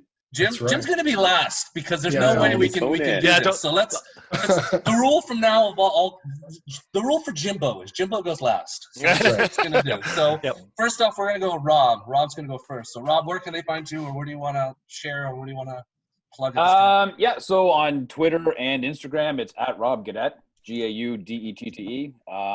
I was going to pull my Avengers comic, the Immortal Hulk that Jim wrote, but it's on the wall. So awesome. Thank you so much. But yeah, that's where I'm at, and you can link me up there. Jeff? Yeah, I don't know. I guess technically I'm on Twitter. It's hey, here's a Wing Commander reference. It's at Dakath, Dahkath, which is a Kilrathi pilot that I used to be a huge Wing Commander fan back when I played PC games like in high school, early high school. So that name with Mark Hamill, baby. On a 286. Nice. So when I got the 386 SX, and then I put in the math coprocessor chip, and the game just took off. It was so fantastic. So I just found my joystick the other day, so I'm ready to go back. I have all those things still. I used to be huge into the kind of like the free space, X-Wing versus TIE Fighter, Wing Commander games. So yeah, that's where that comes from. But I don't really have a presence. You're welcome to come say hi to me if you want to play some D&D or just chat. But really, I'm just here to make sure that Andre and John are getting the support they need and the attention they need, because those guys are fantastic. And I've been going there since probably the first couple weeks they opened, and even through kids and family and moving, I think they've been great friends. I've been to their bachelor parties and took me in as a friend, and I really appreciate the time we have. So anything I can do to help is great. Also, I hear Jim Zub is amazing, and you should buy all his books. You're welcome, Jim. He's a big old dork. That's a big, and a plug out to Rick and Morty back in the background too. So there we go. That's right. Awesome. That's right. Everyone can talk Rick and Morty with me. That's it, Rick and Morty. Clinton, what do you got for us? You can find me on Twitter at Kilted Fiend. I've got a D&D module that I wrote with Ed Greenwood that's up on DM's Guild called Rattle the Saber and Shake the Spear. Currently working with Ed on a setting book that takes place in the Forgotten Realms, along with an awesome gentleman by the name of Jeff Gander, who does a lot of stuff for Sentinel Hill Press and is a big Cthulhu freak. I'm just going to plug Jim's, I don't know if you guys can see that, makeshift miracle still in the wrapped box. Old school. Don't do that. Deep cuts. Wow, deep cuts. Holy crap. Yeah, and I currently run a bunch of games online. I'm going to have to talk to Andre and John because I am ready, I think, to get the Eberron game for the store back up and going, maybe on Discord if you guys are cool for that. And other than that, I'm a big world creator. You can also check my stuff out on DeviantArt. I do a lot of map art, and I'm always trying to find people who want maps. So there you go. There we go. Awesome. Thank you. Andre, it's your turn. All right. So I'm Andre of Heroes World. You can find us we're most active on Facebook. Facebook online is Heroes World Online. We update that constantly. Our YouTube, where this will be on, will also be Heroes World Online. So over the course of this quarantine, Stu stepped up and really helped us with this podcast presence, and we're really trying to realize that we can reach more people than just our local community. But John and myself are this Canada Day coming up, hopefully going to be celebrating 19 years serving the hobby community. Wow. Amazing. Yeah. Milestone, especially with the COVID-19 just, kiboshing walk-in business, but we're going to be back up and running hopefully by the time you hear this or listen to this podcast. So I just got on Twitter. It's MIAHDRE, and you can check me there. I'm learning that, so bear with me. But I also want to do a shout out again to Jeff, who, like you said, he's been our supporter for a long time, and hopefully when we get back up and running, we're going to do some D&D for kids. He's locking this down. He's got his own boys that he's taught, and again, giving us the information to continue. Shout out to Clinton. He's been our in-store DM for a couple of years now. He wrote a fantastic campaign set in Heroes World, and he did some cool things with the Green Lanterns, with Smallville, with Sinestro, like all kinds of things, and wrapping that into a D&D realm. We had D&D going on in the store before this. We had 2 great groups of people, DM'd by 2 great people, and Clint's been a big supporter. So thank you very much, guys. Thank you for coming on and showing us the love and showing us that we can do this all the time. Like this is going to be our new normal. Once everything gets back to normal and we're in store all the time, we're still going to be doing this, and we should have been the whole time. But hey, sometimes you need that kick in the seat, and that's what we got. So thank you guys, and check us out on the social medias there. All right, John, before we get to Jimbo, it's all you. I think Audrey covered it all. You can also find me on Instagram, jho.heroesworld. And then me and Rob have been going back and forth in the comments a lot. So if you guys want to comment, we're trying to get in there. So I mean, just so you know, John will always be wrong, so you can just support whatever. Get out of here! I was right. This is your time, Rob. Give him a break. Give him a break. Okay, fine. Sorry, John. Go ahead. You were right. So before we jump into Jim, I just have one question for you, Stuart. So thank you for hosting all this. Yeah, what was your 6? Oh God, I didn't even. All I thought about was Colbert being number 1. I liked Anderson Cooper. That was his whole team, 6 Colberts. 6 Colberts. I didn't have anyone in mind because I didn't want to be biased. But in my mind, I'm like, I had 1 and 2, and then I kind of left things as is. But I will put together a full list later on. I was too concerned about moderating everyone else to think about I was 4 team. picks in until I realized you weren't picking. So that's no. I couldn't. Wait, I got more. I was trying to keep everyone in line and keep the clock and do other things in mind. But yeah, I'll put one later on. Nice. But I just want to thank everyone again, as Andre mentioned. If you are interested in buying some of the books or miniatures or other things that are available at Heroes World, please connect with John and Andre. There's a lot of fun things in the world of D&D on top of it. So if you want to deluxify and jazz up your stuff, they have all the resources for you, and dice. They have a lot of dice. So if you're looking for that, that's something you can do. Remember, again, my advice is for young people under the age of 16, plastic, and when you earned it, you get metal dice. Plastic dice in the dice tower, that's all you get. You earn metal dice. You just don't get metal dice. So, especially if you have nice tables and chairs and hardwood floors, dear God, you're just like, oh my God, this is heartbreaking, and you're going to need to buy a lot of paint. So, so now we're going to move on to Jimbo, who will close out the show and tell us the story now. Him and Barack got a lot of out. No, so honestly, truly, Barack really and I were playing D&D and starstruck. Jim's awesome. Michelle came by and said, "Hey, Jim, would you like a Pilsner?" And I was like, "Well, sure." And then it's like Jim was like, "Guys, don't worry, I got this. I'm a speed dial. My boy Justin Trudeau, JT, and we'll put him in the next game. So this is what's gonna happen." I really appreciate the invite. I'm being brought on board you do now. And I can't tell you how special it is to be able to do comic books and gaming stuff and make it my vocation. Like every day I think about that. And even when things are difficult, and now is a really strange and difficult time, and some of my projects are on pause, and some of the stuff I had planned to do this year, fell apart. But on the whole, I'm still doing the stuff I love. And the fact I've been able to do this for particularly the writing stuff for the last 10 years and keep doing it, and people respond to it, is a huge honor, and it's a joy to be able to make this what I do. So I work on saying it out loud, I'd still get a big grin on my face. I do the official Dungeons & Dragons comic series for IDW. Currently, that is Infernal Tides, which is a really fun, crazy miniseries I'm doing with Max Dunbar and crew, and it is just one of the wildest D&D stories ever that I've ever put together. Literally the forces of hell and all this kind of stuff. It's been a joy, and it ties thematically into a D&D release called Descent into Avernus that I was a story consultant on, and Max did design work on. So it's really special to us. I'm also the current writer of Conan the Barbarian. Like Mad Max in hell. That's right. So I write Conan the Barbarian. And saying that is also kind of utterly surreal. And to have two of the biggest properties in sword and sorcery fantasy like at the same time is mind-blowing to me. So I'm the ongoing writer for that at Marvel. I previously did a 3-issue run of Savage Sword of Conan and a miniseries called Serpent War that ties in a bunch of other Robert E. Howard characters along with Moon Knight. It was a real joy. I'm doing 2 of the tie-in books for Empire, Marvel's big event this year. So Avengers Empire and the Invasion of Wakanda, which is a spin out of the Black Panther and the Agents of Wakanda book that I've been doing on a monthly basis over there. I've got a creator-owned series I do at Comixology called Stone Star that you can check out.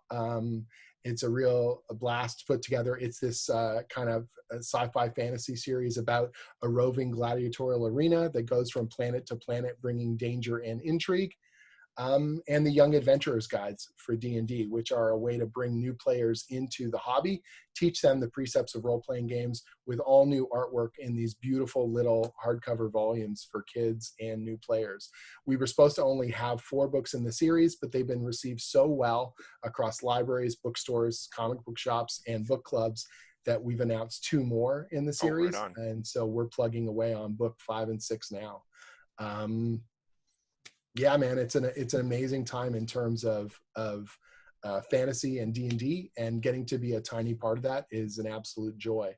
If you haven't read the Rick and Morty versus Dungeons and Dragons miniseries, I co-wrote that with Pat Rothfuss. Troy Little illustrated it, did a phenomenal job. I got to do a sequel, and then we did a game product called Dungeons and Dragons versus Rick and Morty, which is ostensibly built like a starter set, so you can get into the hobby. It's so It should autograph really it now, Jim. Sorry, dude, buddy. I will. When I see you in person, I will absolutely do it. It was such a joy to work on. The rule book in there, I literally got to write 10,000 words making fun of Dungeons and Dragons and Wizards. It's so of the great. Coast. The rule book's worth the price of admission, not even running the game. And they paid me for it, and it is one of the most amazing things I've had the chance to work on. So thank you. Thank you for supporting what I do and playing the games and reading the books. How many people ask you what the real Riddle of Steel is? So the Conan thing's super weird. Like this is a whole other podcast episode. The Robert E. Howard fans are intense in a good way. They expect a lot, they want a lot, and they deserve a lot. And so I really put in the work to try and do the homework. And the reason why I'm saying that is the novels, the original source prose of Conan, are quite different from the movie. So the movie casts a huge shadow on the pop culture landscape of who Conan is and how he acts, but that's not necessarily the original Robert E. Howard character. And my job, part of it is trying to focus what I think are the best qualities of the original prose, which is the canon, but not lose people who recognize the character most from the Arnold Schwarzenegger film. So it's like, okay, I want to be true to the source material, but also understand that visual motif and those kinds of expectations from the movie, they bleed their way into the material. And so if I do my job right, hopefully I can, strike a balance between those things. Yeah. It's interesting though that everybody references the Arnold movie as opposed to the most recent one with the Momoa one. Yeah. Right? Yeah. Well, but both those films they take a lot of material from other Robert E. Howard sources and they filter them through a Hollywood kind of motif, and they work. Like I think Conan the Barbarian is an amazing film and really entertaining. The nitpicky part of me now that is so obsessed with the Robert E. Howard stuff can tear it apart on a canon level, but I still think it's an entertaining film. And at the end of the day, that's our job, is to entertain and to bring, that to people. So do you use that music when you're I don't write to any music. I'm really boring when I write. I've like no music, no background, anything. I'm just like quietly. I've got reference material everywhere, and I'm just sort of quietly clacking away. Yeah, it's real boring. No, that music. Oh yeah, no, it's potent for stuff. That movie is amazing. So cool. Yeah, that is one of the best soundtracks for D&D at your table by far. That's great for somehow the rando people that survived to the very end of this podcast have some deep Conan cuts. Yeah, they got some deep Conan. They're right at the end. They're like, I sure hope Jim talks about Robert E. Howard for 5 minutes. Yeah. The Venn diagram that gets you to that Conan conversation is pretty narrow. Conan, Rick and Morty, like this is what they've all been waiting for. I want them to talk about Rick and Morty. I need them to talk about Moby, but what about Conan? 1:58 into a 2-hour podcast. We finally got it. So again, Lillard's like, got my shout out. Super Yeah. happy. You know. Yeah. I got product placement for him. We're good. Yeah, I'm super conscious I of also everyone's time.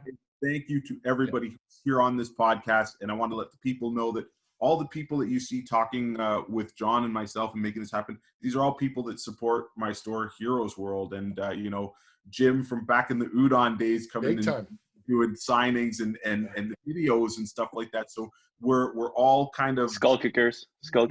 Yeah. and it's The 10th anniversary of Skull Kickers this year. Yes, and it's around. Oh, it's been a while. So It has. thank you to everybody at home who's watching. Thank you to these nice gentlemen for giving us their time to help us produce content for you guys at home. So thank you guys. It's very much appreciated. Yeah, so thank you everyone again. I look forward to doing the next one, dear God, where Jimbo gets to drop some more hot knowledge on us. This is great. Who's the least famous person you would draft in your group of 6 so we can do a parody with Amazing. Jim? That's right. Going forward, it's like the Jim is like, I'm gonna make it difficult. I'm only gonna draft people that I've had knife fights with. So it's on my list. of people There goes that Anderson Cooper. That's right. I have Gonna be not like- personally shivved these people. people that I've Yes. fought at Comic Cons. Like this is the next. Drunken brawls. yeah. It's I so love the difficult. handicap. The handicap for Jim is going to be the greatest for the next time around. It's going to be even better. So thank again for everyone. And yeah, we'll be doing this again. And thanks again. So thank you. Bye, everyone. Thanks, guys. See ya. Thanks, guys. See you all later. Get out of here, John.